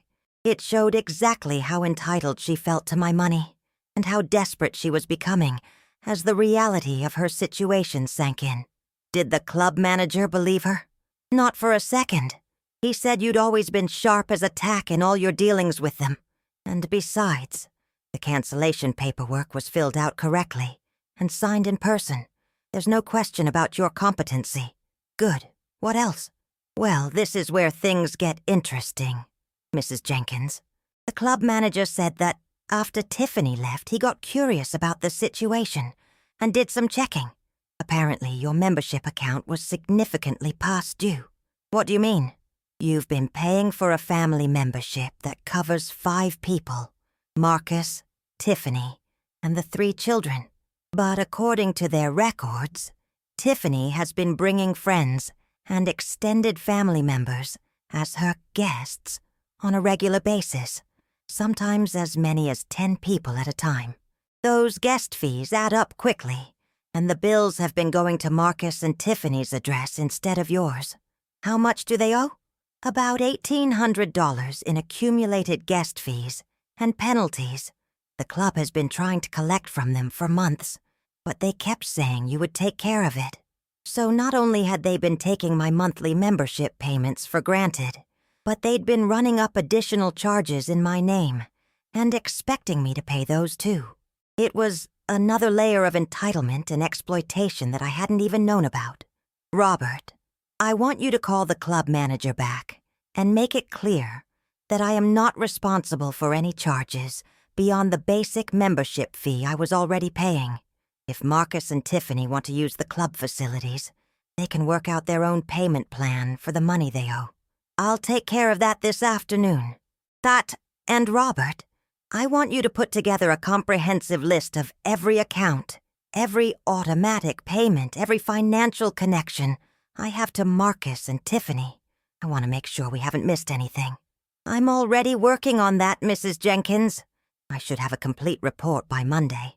After I hung up with Robert, I spent some time thinking about what I'd learned. Marcus and Tiffany hadn't just been taking my money.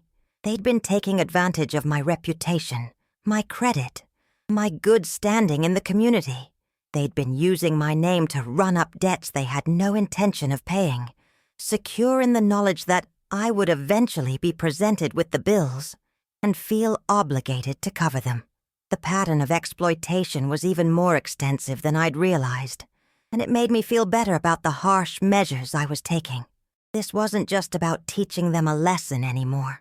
It was about protecting myself from further financial abuse and making sure they couldn't continue to damage my reputation or credit rating. Friday afternoon brought another call from Robert, and this time he sounded almost amused. Mrs. Jenkins, you're not going to believe what happened today. Try me. Marcus showed up at my office this morning, demanding to see you. He was very agitated, very insistent that there had been some kind of mistake with all the account changes. What did you tell him? I told him that you were my client, not him, and that I couldn't discuss your financial affairs with anyone without your express written permission. He then asked me to call you and set up a meeting so he could straighten out this misunderstanding. And I told him that if you wanted to meet with him, you would contact him directly. He didn't like that answer. I'm sure he didn't. Marcus has always had trouble with the word no. It gets better, Mrs. Jenkins. He then offered to pay me to convince you to reinstate the financial support. He said he'd give me $1,000 if I could talk sense into you. The idea that Marcus thought he could bribe my financial advisor with money he didn't have to manipulate me into resuming support was so absurd, it was almost funny. What did you say to that? I told him that his offer was inappropriate and potentially illegal, and that if he didn't leave my office immediately, I would call security. Did he leave? Eventually. But not before he told me that you were making a huge mistake, that you were going to regret cutting off your own family, and that, when you came to your senses, he might not be so willing to forgive you. The arrogance of that threat was stunning.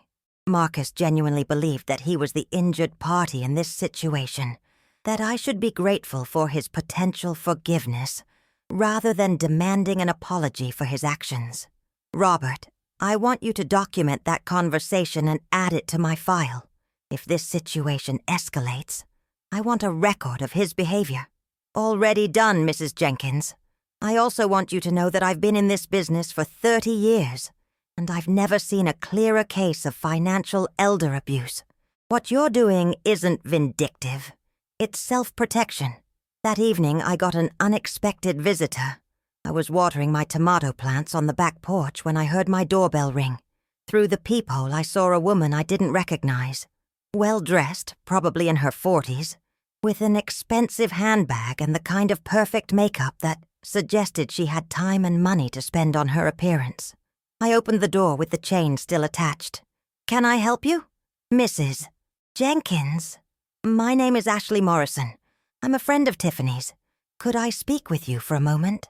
This was the same Ashley that Tiffany had been talking to on the phone when she complained about my visit.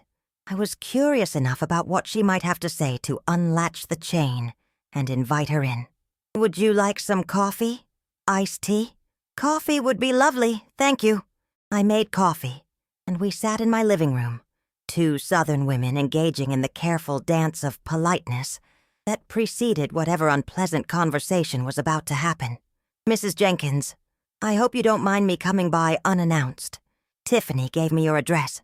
She's very worried about this situation with Marcus and the family." "What situation is that, Ashley?" "Well, the financial difficulties they're facing. Tiffany said there was some kind of misunderstanding about support payments, and she thought maybe a neutral party could help work things out. So Tiffany had sent her friend to do damage control, probably hoping that an outsider could guilt me into backing down where family pressure had failed. There's no misunderstanding, Ashley. I've simply decided to stop paying Marcus and Tiffany's bills." "But Tiffany said you've been helping them for years. She said the children are depending on that support. The children are depending on their parents, Ashley, just like every other child in the world." "But Mrs. Jenkins, surely you can see that cutting off support without warning is going to cause real hardship. Those are your grandchildren who'll suffer." I studied Ashley's face, looking for signs of genuine concern versus calculated manipulation. She seemed sincere enough, but she was also clearly getting a very one-sided version of events. "Ashley, did Tiffany tell you why I stopped the financial support?"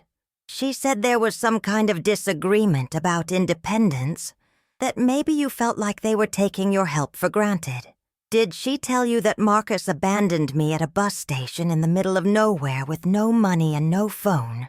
Ashley's face went blank with shock. "I'm sorry, what?" "Monday afternoon. Marcus drove me to a Greyhound station, took my wallet and phone, and left me there with a note saying I needed to figure out my own life." "Did Tiffany mention that part?" "No, she said you got sick on the car ride and decided to take the bus instead of finishing the drive with Marcus." "Ashley, I'm 69 years old. Do you really think I would choose to take a 4-hour bus ride over a comfortable car ride with my son?" I could see the doubt creeping into her expression as she processed what I was telling her. "She said you were upset about some conversations you'd overheard, that maybe there were misunderstandings about what was said. I overheard Tiffany complaining to you about my visit, saying she couldn't wait to get rid of me. I overheard Marcus and Tiffany discussing how to manipulate me into continuing financial support. Those weren't misunderstandings, Ashley. Those were revelations." Ashley sat there for a long moment, staring into her coffee cup. When she looked up, her expression had changed completely. "Mrs. Jenkins, I had no idea. Tiffany made it sound like you'd had some kind of mental health episode, like you were making irrational decisions because you were depressed or confused." "Do I seem confused to you, Ashley?" "No, ma'am. You seem like someone who's been badly treated by people who should have known better." "That's exactly what I am." Ashley finished her coffee and stood to leave, but before she reached the door, she turned back to me. "Mrs. Jenkins, for what it's worth, I think you're doing the right thing. I've watched Tiffany spend money she doesn't have for years, always confident that someone else would cover the bills. Maybe it's time she learned what real responsibility looks like." After Ashley left, I felt a strange sense of validation. Here was someone who knew Tiffany well, someone who had presumably heard years of complaints and justifications, and even she could see that Marcus and Tiffany had crossed a line that couldn't be uncrossed. It confirmed what I'd known in my heart since Monday. This wasn't about money or pride or family disagreements. This was about basic human decency, and the people I'd been supporting had shown that they had none. The weekend brought a new development that I hadn't anticipated. Saturday morning I was having breakfast and reading the newspaper when my phone rang. The caller ID showed my youngest daughter, Patricia, calling from Seattle. "Mom, what the hell is going on with Marcus?" Patricia was 38, a successful software engineer who had inherited her father's no-nonsense approach to life. She'd moved to Seattle after college and built a good life for herself without ever asking me for financial help. We talked maybe once a month, usually about her work or my health or general family news. "What do you mean, honey?" "Marcus called me last night, crying about how you'd cut off his money and kicked him out of his house. He was practically hysterical, Mom. He said you were having some kind of breakdown and making crazy decisions." I felt my blood pressure rising. Not content with lying to his children and manipulating his friends, Marcus was now spreading false narratives to the rest of the family. "Patricia, I'm going to tell you exactly what happened, and then you can decide for yourself whether I'm having a breakdown." I gave her the full story, from the July phone call to the bus station abandonment to my decision to end financial support. Patricia listened without interruption, occasionally making small sounds of disbelief or disgust. When I finished, there was a long silence. "Mom, I'm so sorry. I had no idea Marcus was taking that much money from you, and what he did on Monday is absolutely unforgivable. So you don't think I'm having a breakdown?" "I think you're having a breakthrough." "Jesus, Mom, $300,000 over 7 years. That's more money than most people make in a decade. And he threw it away because he couldn't be bothered to drive you home? That's about the size of it. What can I do to help? Do you need money? Do you need someone to come stay with you for a while?" The offer brought tears to my eyes. This was what family support was supposed to look like. People who cared about your well-being, offering help without being asked, without expecting anything in return. "I'm fine financially, honey, and I'm not afraid of Marcus or Tiffany, if that's what you're worried about. But it means a lot to know that you understand why I did what I did." "Of course I understand. The only thing I don't understand is why you put up with their crap for so long." "Because I loved them. Because I wanted to believe they loved me back." "They did love you, Mom.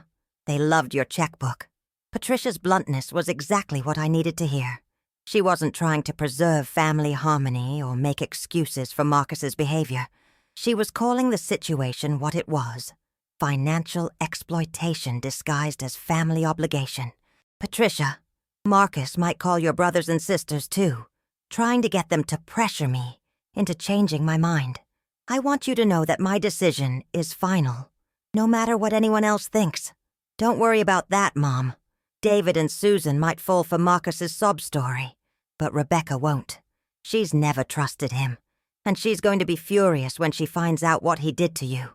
Rebecca was my second oldest daughter, a nurse practitioner in Atlanta who had inherited my stubborn streak and my intolerance for bullshit. If Marcus tried to manipulate her, he was going to get more than he bargained for. "Just promise me something, Mom." "What's that?" "Promise me you won't let guilt or family pressure make you back down from this. What Marcus did was criminal, and what you're doing is justice. Don't let anyone convince you otherwise." "I promise, honey." After I hung up with Patricia, I felt stronger and more confident than I had since this whole mess started. Having someone in the family validate my decision and support my actions made me realize that I wasn't destroying family relationships. I was protecting the healthy ones from the toxic one. Sunday afternoon brought another visitor, this time one I was expecting. Rebecca drove down from Atlanta to check on me, arriving with a car full of groceries and a look of barely contained fury on her face. "Mom, I swear to God, if I see Marcus right now, I'm going to punch him in the throat." Rebecca was 51, built like a linebacker, and had the kind of protective instincts that made her an excellent nurse and a formidable enemy. She'd been suspicious of Marcus's financial dependence for years, but she'd kept her opinions to herself out of respect for my choices. "I take it Patricia filled you in?" "She filled me in, and then I did some research of my own. Mom, do you have any idea how much money you've given him over the years?" "About 300,000, according to my financial advisor. Try closer to 400,000.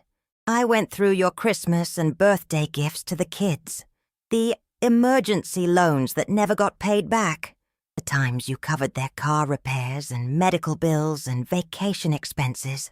It's obscene. I hadn't even thought about all the smaller amounts over the years.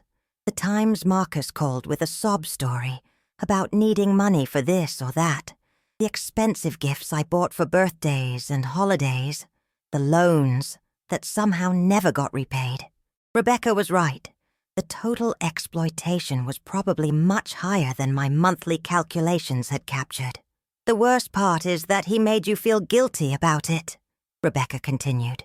"Like you were somehow obligated to bankroll his lifestyle because you happened to inherit money from Earl. It's emotional abuse, Mom. Pure and simple. I just wanted to help my children succeed. And there's nothing wrong with helping your children. But there's a difference between help and enablement, and Marcus crossed that line years ago. He never learned to stand on his own because he knew you'd always be there to catch him when he fell." Rebecca spent the rest of the afternoon helping me organize my financial records and making sure I had copies of everything related to the eviction proceedings and account closures. She also helped me change the locks on my doors and set up a security camera system, just in case Marcus decided to escalate the situation. "Mom, I want you to promise me something. If Marcus or Tiffany show up here causing trouble, you call the police immediately. Don't try to handle it yourself. Don't let them into the house. Don't engage with them at all. Just call 911. You really think they might try something? I think desperate people do desperate things, and they're about to be very desperate. I also think Marcus has spent so many years seeing you as his personal ATM that he might not be able to accept that the money has been turned off permanently."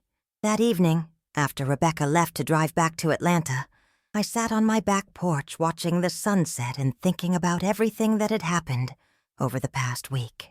7 days ago, I'd been Dorothy the enabler, Dorothy the pushover, Dorothy the woman who could be manipulated and exploited because she loved her family, too much to set boundaries. Tonight, I was Dorothy the woman who had reclaimed her power, Dorothy the woman who refused to be anyone's victim, or Dorothy the woman who understood that sometimes the most loving thing you can do is let people face the consequences of their choices. It felt like being reborn at 69 years old. Monday morning brought the call I'd been expecting. Tom Morrison, my lawyer, phoned at 9 o'clock sharp with an update on the eviction proceedings. "Dorothy, the 30-day notice was served this morning. Marcus accepted the papers personally, and according to the process server, his reaction was interesting." "Interesting how?" "He insisted there must be some mistake, that you would never actually evict your own family. He kept saying he needed to talk to you, that this whole thing could be resolved with a simple conversation." "What did the process server tell him?" "That he had 30 days to vacate the premises, and that if he had questions about the eviction, he should consult with an attorney." Marcus then asked if you were required to give him longer notice since he'd been living there for years. And the process server explained that Florida law allows for 30-day notice for month-to-month tenancies, which is what this situation legally constitutes. Marcus seemed shocked that he didn't have more time. It was typical Marcus behavior, assuming that normal rules didn't apply to him, that his special circumstances would somehow override legal requirements. He'd spent so many years being insulated from consequences by my financial support that he couldn't comprehend a situation where his charm and excuses wouldn't work. Tom, what happens if he refuses to leave? After 30 days, we file for a writ of possession with the court. If that's granted, the sheriff's department will physically remove him and his belongings from the property. It's not pleasant, but it's effective. And there's no way he can fight this legally? Not with the documentation you've provided. He acknowledged in writing multiple times that this was a temporary arrangement, and you've clearly established that the property belongs to you. He doesn't have a leg to stand on. That afternoon, I got a call that surprised me. It was Destiny, my 12-year-old granddaughter, calling from her cell phone and speaking in a whisper. "Grandma Dorothy, can you talk?" "Of course, sweetheart. Are you okay?" "I'm scared, Grandma. Mom and Dad have been fighting a lot, and they keep talking about money and losing the house. Mom's been crying, and Dad keeps making angry phone calls. What's happening?" My heart broke for her. At 12, Destiny was old enough to understand that something serious was wrong, but not old enough to comprehend the full situation or protect herself from the emotional fallout. "Honey, your parents are going through some difficult times right now. Sometimes when grown-ups are stressed about money and other problems, they argue more than usual. Is it because of you? Dad said you were being mean to our family. The fact that Marcus was involving the children in his narrative, making me the villain in their eyes, made me angrier than anything else he'd done. Those kids were innocent victims of their parents' poor choices, and now they were being manipulated into taking sides in a conflict they didn't understand. Destiny, your dad and I had a disagreement about some things, and we're not able to work it out right now. But I want you to know that whatever happens between the grown-ups, it's not your fault, and it doesn't mean I love you any less. Are we really going to lose our house? I struggled with how to answer that question. I didn't want to lie to her, but I also didn't want to be the one to confirm her worst fears. I don't know, sweetheart. That's something your parents will have to figure out. Grandma Dorothy, could you please just forgive Dad for whatever he did wrong? I don't want to move away from my friends and my school. The plea in her voice nearly undid my resolve. This was exactly what Marcus and Tiffany were counting on, that I would cave in to protect the children from the consequences of their parents' actions. Destiny, sometimes when people make really big mistakes, forgiveness isn't enough to fix the problems they've created. Your dad didn't just hurt my feelings. He did something that showed me he doesn't respect me or value our relationship. But you're family. Families are supposed to forgive each other. Yes, families should forgive each other. But families are also supposed to take care of each other and treat each other with kindness. When someone breaks that trust, it's very hard to rebuild. So you're never going to help us again? The question hung in the air between us, and I realized that this 12-year-old was asking me to make a decision about her entire family's future. It wasn't fair to put that burden on her, but it also wasn't fair to give her false hope. I don't know what the future holds, Destiny. Right now, I need your parents to understand how serious their actions were. Maybe someday we can work things out, but that's going to depend on whether they're willing to take responsibility for what they've done. I'll talk to them. I'll make them apologize to you. Oh, honey, that's not your job. You don't need to fix the problems between the grown-ups. You just need to focus on being a kid and taking care of yourself. After we hung up, I sat in my kitchen crying for the first time since this whole mess started. Not for Marcus and Tiffany. They had made their choices and would live with the consequences. But for Destiny, Michael Jr., and little Sophia, who were about to lose their home, their school, their friends, their entire way of life because their parents had been too selfish and short-sighted to value the person who was making it all possible. That evening, I did something I probably shouldn't have done. I called Robert and asked him to research private schools in the Clearwater area, schools that might have openings for 3 children who would be displaced in the next few weeks. Mrs. Jenkins, are you thinking about bringing the grandchildren to live with you? I don't know what I'm thinking, Robert. I just want to know what options might exist if the situation gets bad enough. What about their parents? What about them? Would you be willing to have Marcus and Tiffany move to Clearwater too? The question stopped me cold. I hadn't even considered that possibility. In my mind, helping the children meant separating them from the parents who had created this mess. But of course, that wasn't realistic. You can't just take someone else's children, no matter how badly their parents have behaved. I don't know, Robert. I honestly don't know. But even as I said it, I knew I was already weakening. The thought of those 3 innocent children being homeless, changing schools, losing everything familiar and stable in their lives, was eating away at my resolve, like acid. Marcus and Tiffany had counted on this, of course. They knew that my love for the grandchildren would eventually override my anger at them. They were betting that I cared more about the kids' welfare than my own dignity, and they were probably right. The realization that I was already considering capitulation made me feel weak and foolish. How many times over the years had I given in to Marcus's manipulation because it was for the children? How many times had I swallowed my pride and opened my checkbook because I couldn't bear the thought of my grandbabies suffering? This was exactly the pattern that had enabled 7 years of financial abuse, and here I was, falling back into it after less than a week of standing my ground. But then I thought about Destiny's frightened voice on the phone, asking me to forgive her father so she wouldn't have to move away from her friends. I thought about 6-year-old Sophia, who didn't understand why Grandma Dorothy wasn't coming to visit anymore. I thought about Michael Jr., whose asthma medication was probably running low without health insurance to cover refills. Maybe Marcus and Tiffany deserved to lose everything, but the children deserved better than to be collateral damage in their parents' war with me. The question was whether there was any way to protect the children without rewarding the parents' behavior, whether there was a middle ground that could provide stability for Destiny, Michael Jr., and Sophia, without sending the message that abandoning me at a bus station was an acceptable way to treat family. I spent most of the night lying awake, trying to figure out if such a solution existed, and whether I was strong enough to implement it if it did. Tuesday morning brought clarity in the form of an unexpected phone call.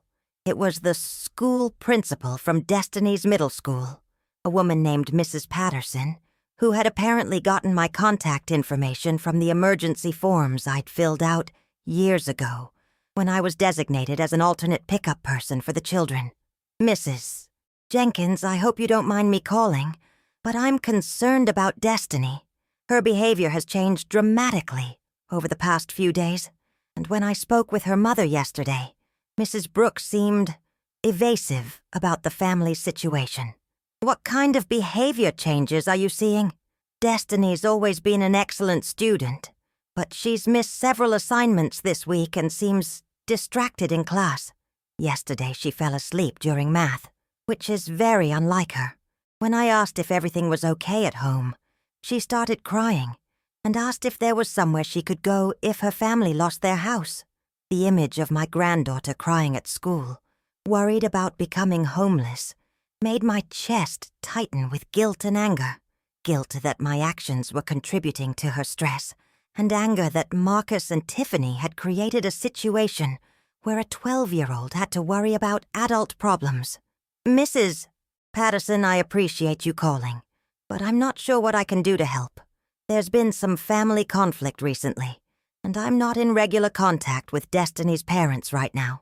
Mrs. Jenkins, I've been an educator for 25 years, and I've seen a lot of family crises affect children's academic performance. But I've also seen how much difference a stable, caring adult can make in a child's life. Destiny talks about you constantly. You're clearly very important to her. She's important to me too. Would you consider coming in for a conference?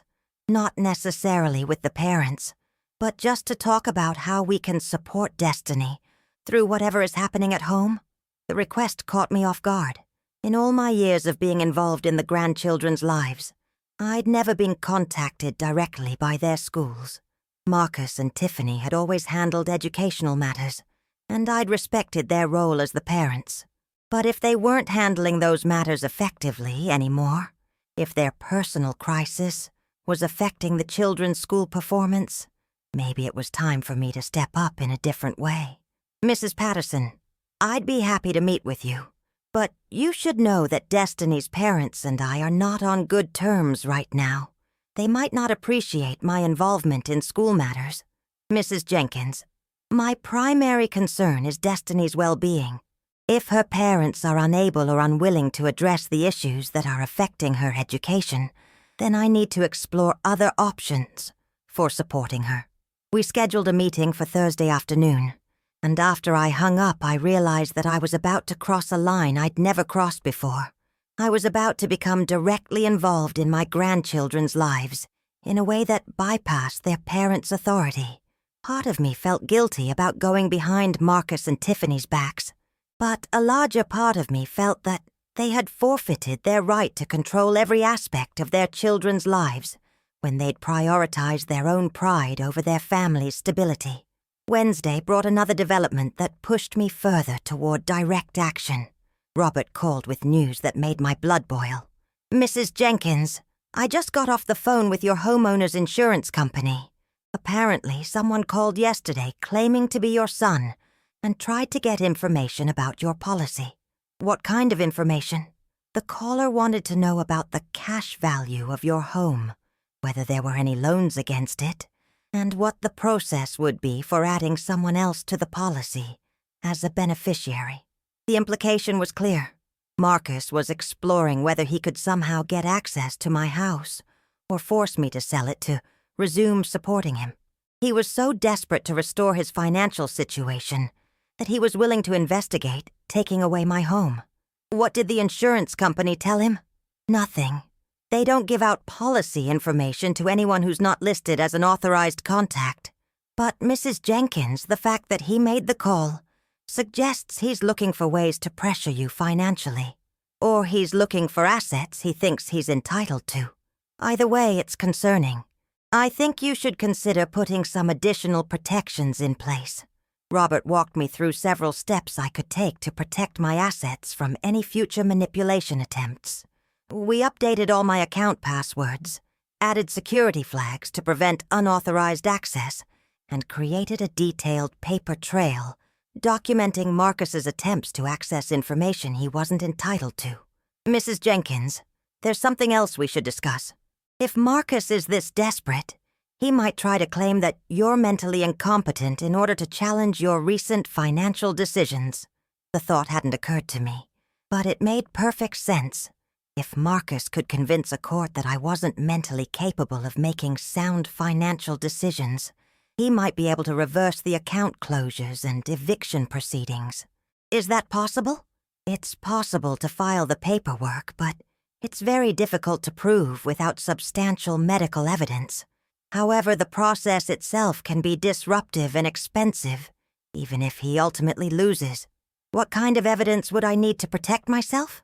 A recent medical evaluation showing normal cognitive function would be helpful. Also, documented evidence that your recent decisions were rational responses to changed circumstances, not impulsive or irrational actions. The conversation made me realize that this conflict might escalate beyond simple family drama into legal warfare. Marcus wasn't just angry about losing my financial support.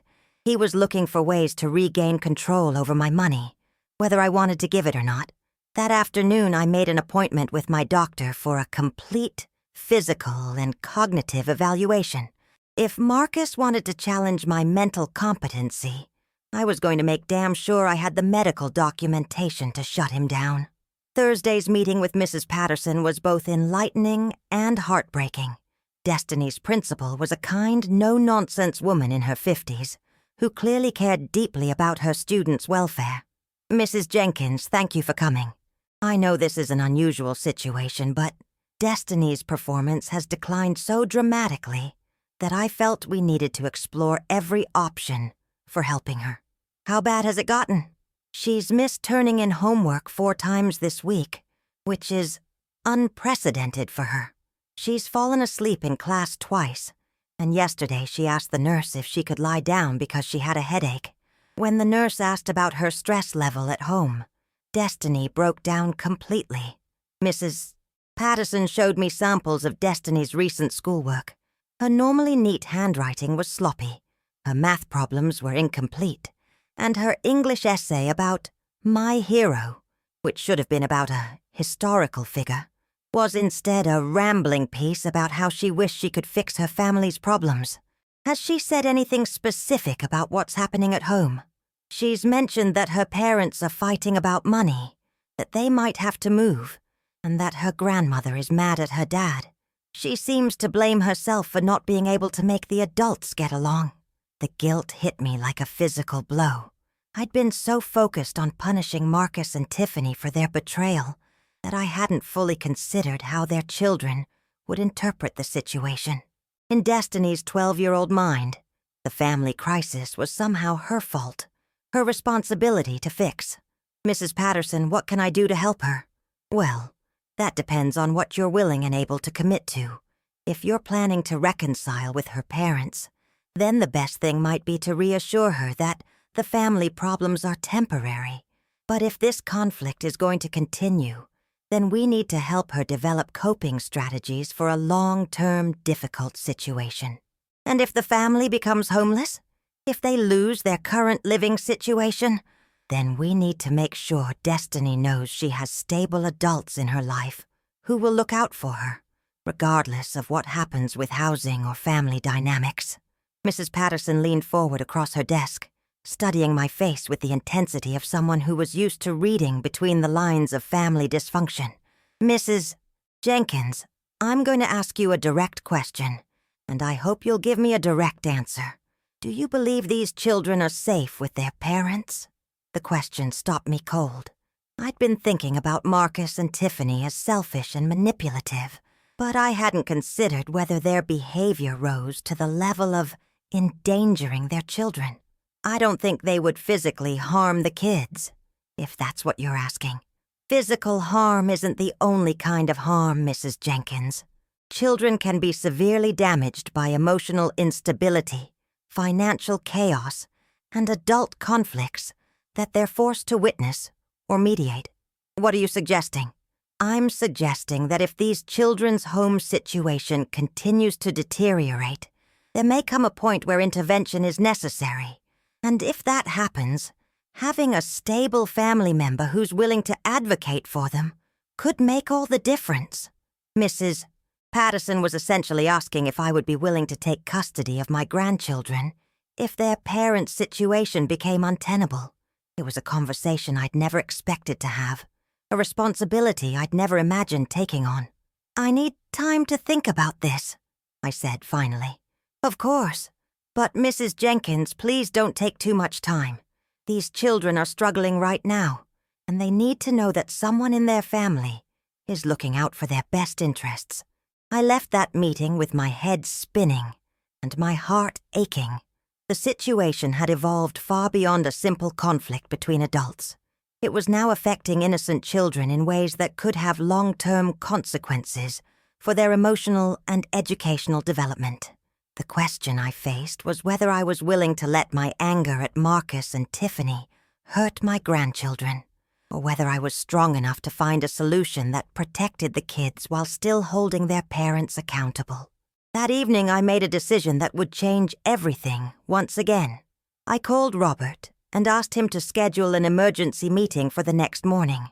When I walked into his office Friday at 9 o'clock, I had a plan that was both more generous and more ruthless than anything I'd considered before. Robert, I want to make Marcus and Tiffany an offer, but it's going to come with conditions that are non-negotiable, and if they violate any of those conditions, the offer disappears permanently. What kind of offer? I'm willing to pay for a rental house for them and the children, Nothing fancy, but something decent in a good school district here in Clearwater. I'll also reinstate health insurance for the children. Not the adults, just the children. And I'll provide a basic monthly stipend for groceries and utilities. Robert raised his eyebrows. That's very generous, Mrs. Jenkins, especially considering what they did to you. I'm not doing it for them, Robert. I'm doing it for my grandchildren, who don't deserve to be homeless because their parents are idiots. What conditions did you have in mind?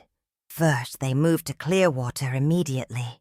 No staying in Miami, no trying to maintain their current lifestyle. They relocate to where I can keep an eye on the situation. That makes sense. Second, Marcus gets a real job. Not consulting, not chasing pipe dreams, but actual employment with a regular paycheck. I don't care if he has to work at Home Depot or drive for Uber, but he earns money to contribute to the household expenses. How will you verify that? He provides me with pay stubs every 2 weeks. If he goes more than a month without employment, the support ends immediately. And Tiffany can get a job too, or she can take care of the children and the house. But the days of her treating life like an extended vacation are over. No more spa days, no more shopping sprees, no more playing dress-up while someone else pays the bills. Robert was taking notes furiously. What else? Third, they attend family counseling. All of them, including the children. I want a professional helping them process what's happened and develop better communication patterns. That's reasonable. Fourth, I have unrestricted access to the children. I can see them whenever I want. Take them places. Have them spend the night at my house. Marcus and Tiffany don't get to use the kids as leverage ever again. And if they violate any of these conditions, then the support ends immediately, and I help them pack their bags. They get one chance at this, Robert. One chance to prove they've learned something from having their comfortable life taken away. Mrs. Jenkins, this is a very structured arrangement, almost like a contract between family members. That's exactly what it is. A contract with clear expectations and clear consequences. No more vague promises or good intentions. Either they meet the conditions, or they figure out their own lives. How much are you thinking of spending on this arrangement?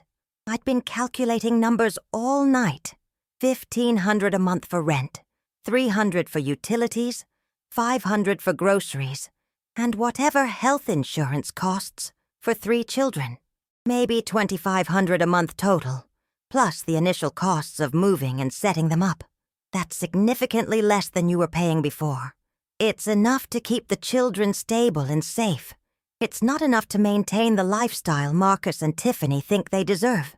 If they want more than the basics, they'll have to earn it. Robert finished writing and looked up at me. Mrs. Jenkins, I think this is a fair and reasonable offer. But are you sure you want to give them another chance after what they did to you? I'm not giving them another chance, Robert. I'm giving my grandchildren a chance. Marcus and Tiffany are just along for the ride because I can't legally separate them from their kids. And if they refuse the offer, then they refuse it.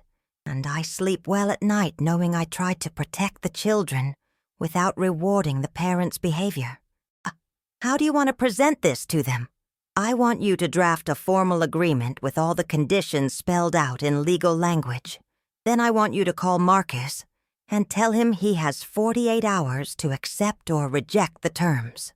No negotiations, no modifications, no trial periods. Yes or no? And if he tries to contact you directly to discuss it, he can't contact me directly. All communication goes through you from now on. I'm done having emotional conversations with people who think manipulation is a substitute for respect. Robert spent the rest of the morning drafting what he called a family support agreement that read more like a business contract than a family arrangement. It was detailed, specific, and left no room for misinterpretation or creative interpretation. By Friday afternoon, the document was ready. Robert called Marcus and scheduled a meeting for Monday morning to present the terms. He was instructed to make it clear that this was a one-time offer with a 48-hour deadline, and that any attempt to negotiate or modify the terms would result in immediate withdrawal of the offer. What did Marcus say when you told him about the meeting? He seemed surprised that you were willing to consider any kind of support arrangement. He kept asking what had changed your mind. What did you tell him? I told him that you'd reconsidered the situation in light of the children's welfare, but that your conditions for assistance were very different than they'd been in the past. Did he ask about the conditions? He tried to, but I told him he'd get all the details on Monday. I also made it clear that this meeting was his only opportunity to hear the offer, and that you wouldn't be extending the deadline or making exceptions for any reason. Good. How did he sound? Desperate. Very, very desperate. That weekend, I spent time preparing for whatever Marcus and Tiffany's response might be. If they accepted my terms, I would need to quickly find a suitable rental house in Clearwater and help them coordinate the move.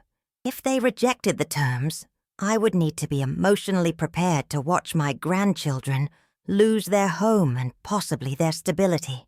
I also spent time thinking about whether I was doing the right thing. Was this new arrangement just another form of enabling, dressed up with stricter conditions?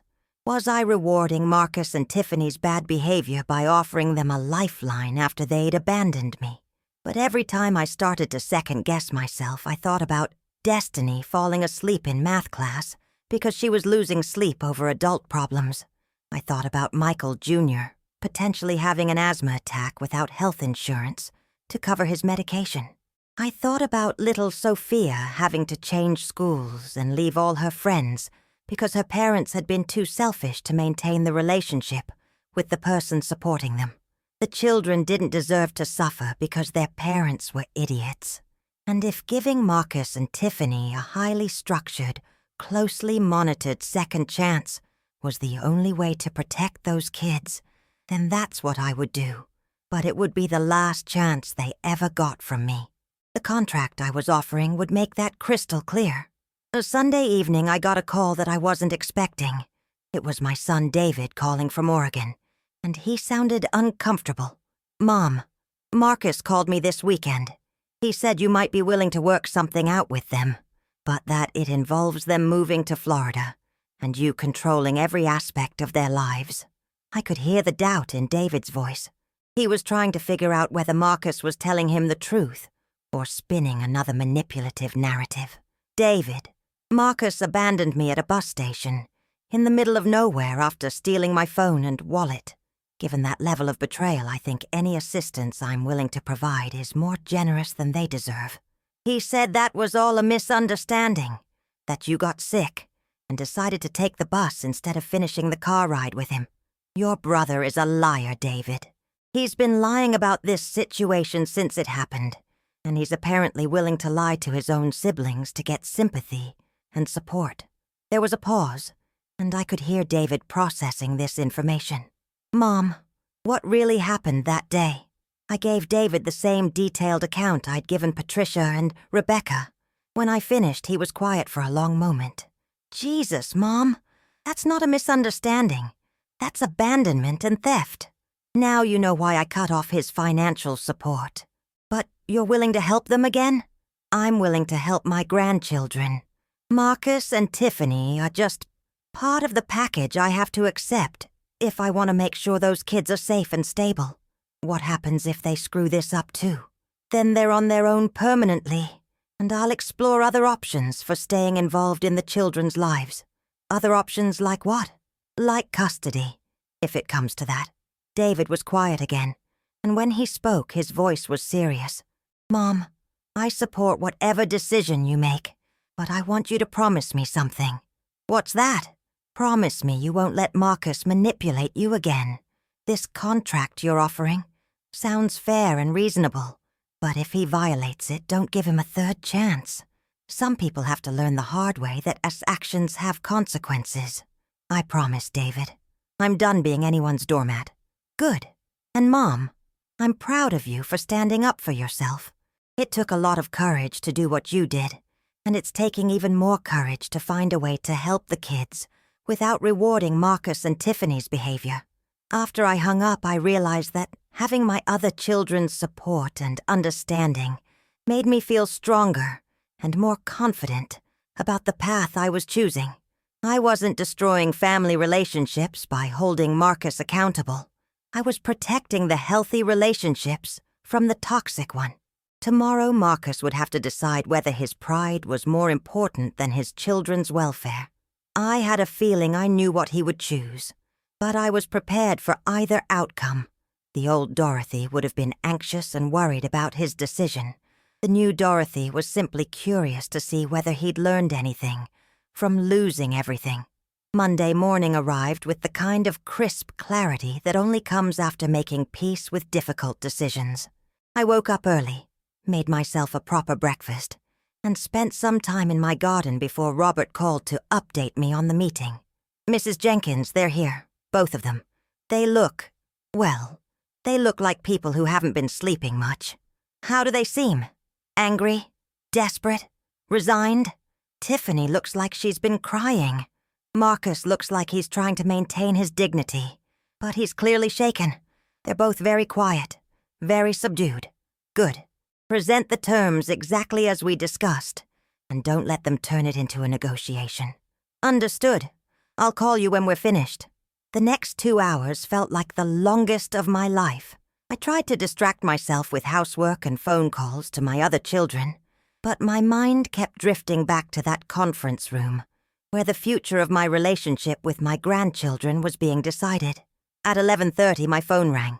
"Mrs. Jenkins, they've accepted the terms." I felt a wave of relief so strong it almost knocked me over. All of them. No exceptions or modifications. All of them. Marcus tried to negotiate a few points. He wanted to stay in Miami and commute to Clearwater for visits, and he wanted the support amount increased. But when I reminded him that the terms were non-negotiable, he backed down quickly. How did Tiffany react?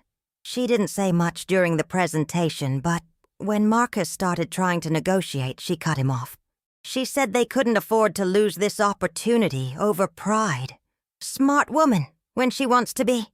They have some questions about the logistics, where they'll live, what schools the children will attend, how quickly they need to move. But they understand that working out those details is contingent on signing the agreement. When do they need to sign? They're signing right now.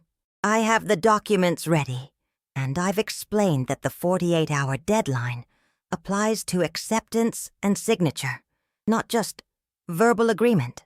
Robert, I want you to make something very clear to them before they sign. This agreement represents the absolute limit of what I'm willing to do for them. If they violate any provision, even once, the support ends permanently, and they'll be on their own with 3 children to support. There won't be second chances or appeals or family meetings to work things out. I'll make sure they understand that completely. An hour later, Robert called back with confirmation that the agreement had been signed by all parties. Marcus and Tiffany had committed themselves to relocating to Clearwater within 2 weeks, finding employment within 30 days, attending family counseling, and accepting my unlimited access to the children. In return, I had committed to providing basic housing, utilities, groceries, and health insurance for the children, along with limited financial support for the family's most essential needs. It wasn't the lifestyle they'd grown accustomed to, but it was stability and safety for my grandchildren. "Mrs. Jenkins, there's one more thing. Marcus asked me to tell you that he wants to apologize for what happened last Monday.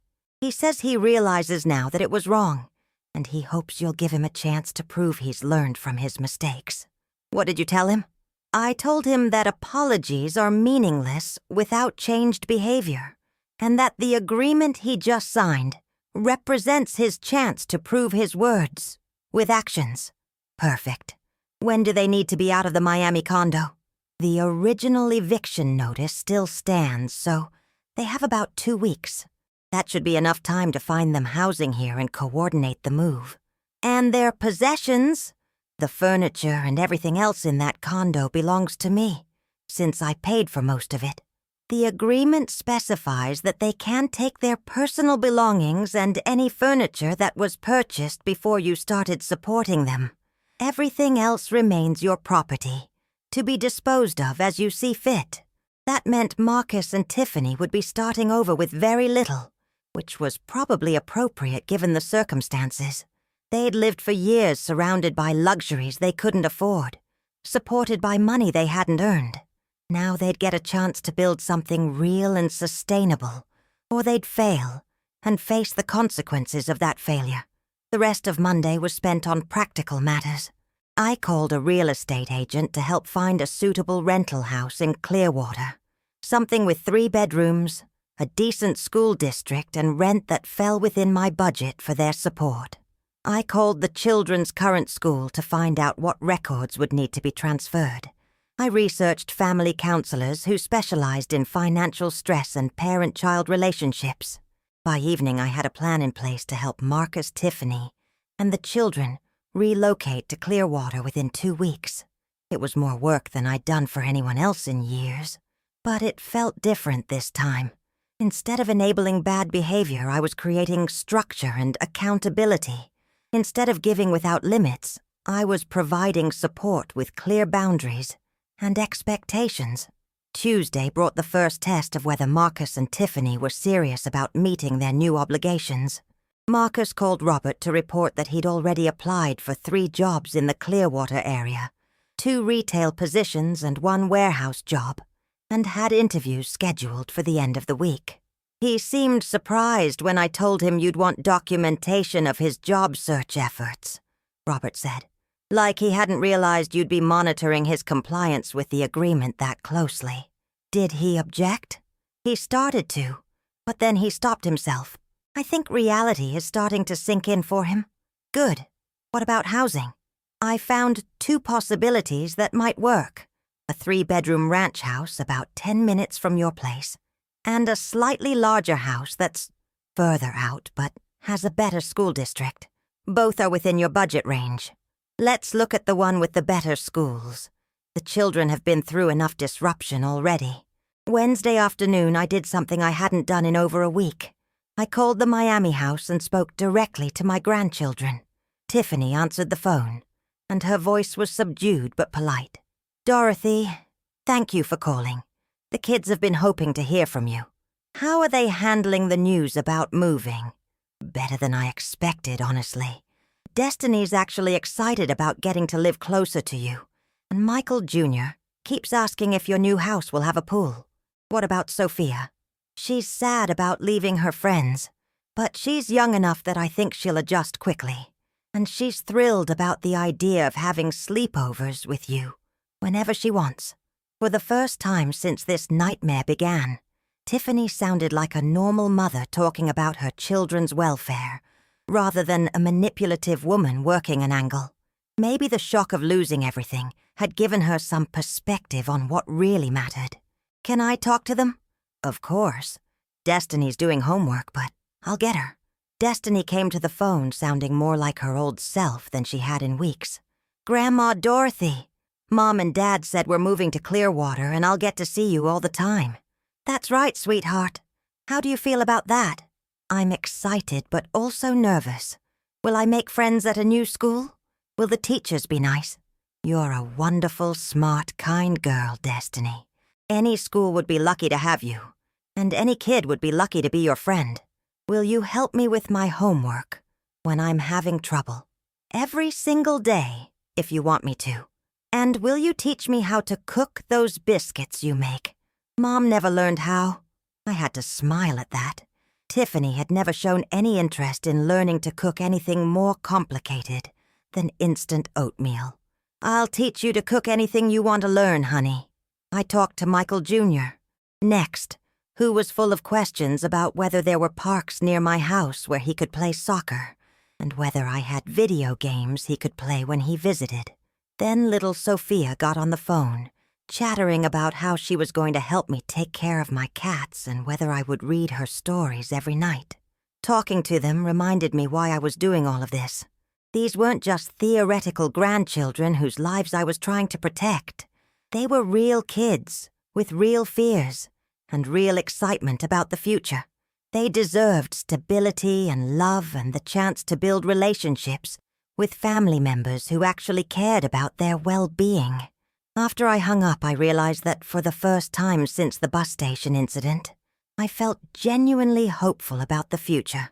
Not because I thought Marcus and Tiffany had magically transformed into responsible adults, but because I'd found a way to protect my grandchildren while still holding their parents accountable.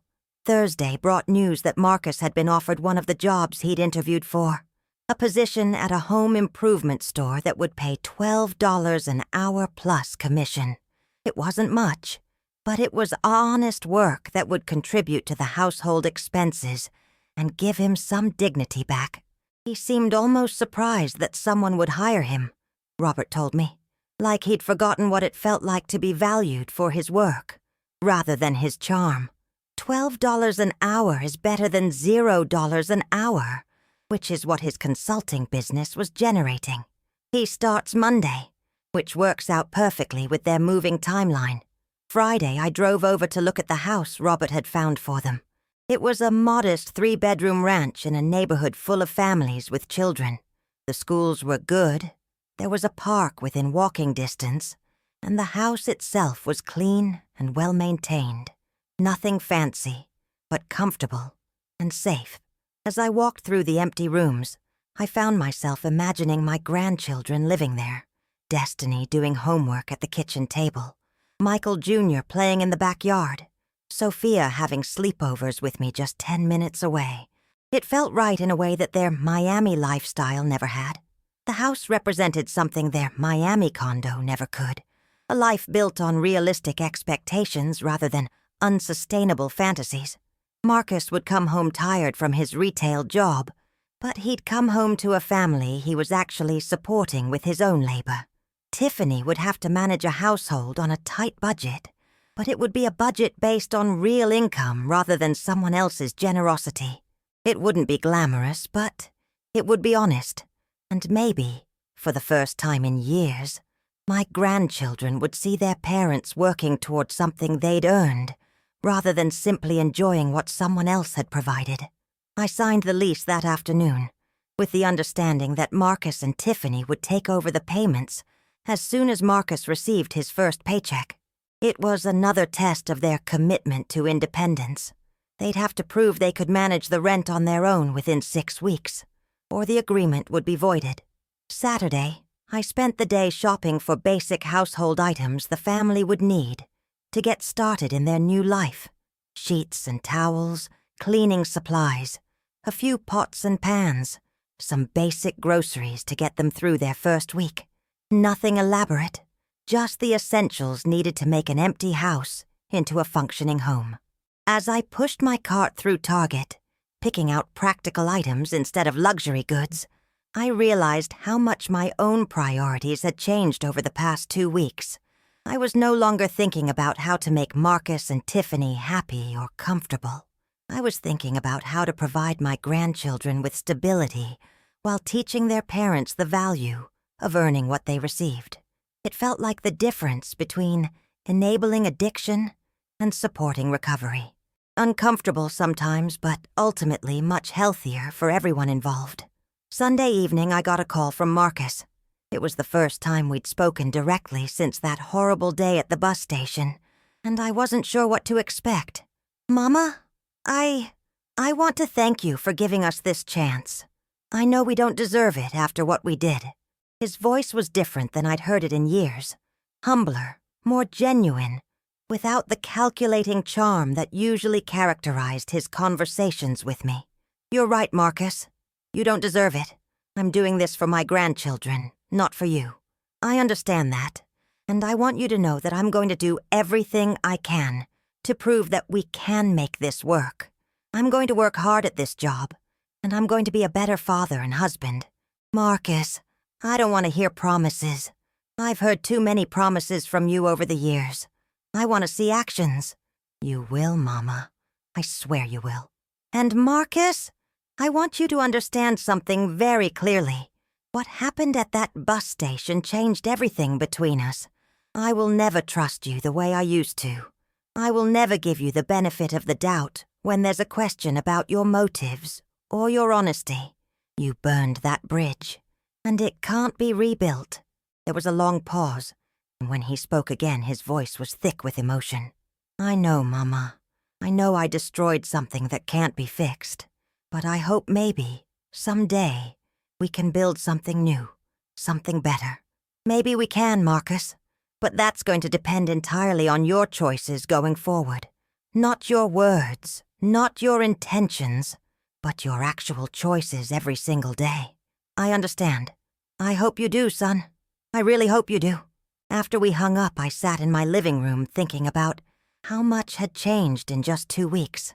I'd gone from being Dorothy the enabler to Dorothy the boundary setter, from Dorothy the victim to Dorothy the woman who refused to be anyone's doormat, from Dorothy the pushover to Dorothy, the person who understood that sometimes the most loving thing you can do is let people face the consequences of their choices. It had been the hardest 2 weeks of my life, but also the most empowering. I'd learned that I was stronger than I'd ever imagined, and that I could survive losing relationships that I'd thought were essential to my happiness. More importantly, I'd learned the difference between supporting someone and enabling them, between being generous and being taken advantage of, between loving unconditionally and accepting unacceptable behavior. Tomorrow, Marcus, Tiffany, and my grandchildren would start their new life in Clearwater. It wouldn't be easy, and there was no guarantee they'd succeed. But for the first time in years, their success or failure would depend on their own choices, rather than my willingness to rescue them from the consequences of those choices. And that, I thought, was exactly as it should be.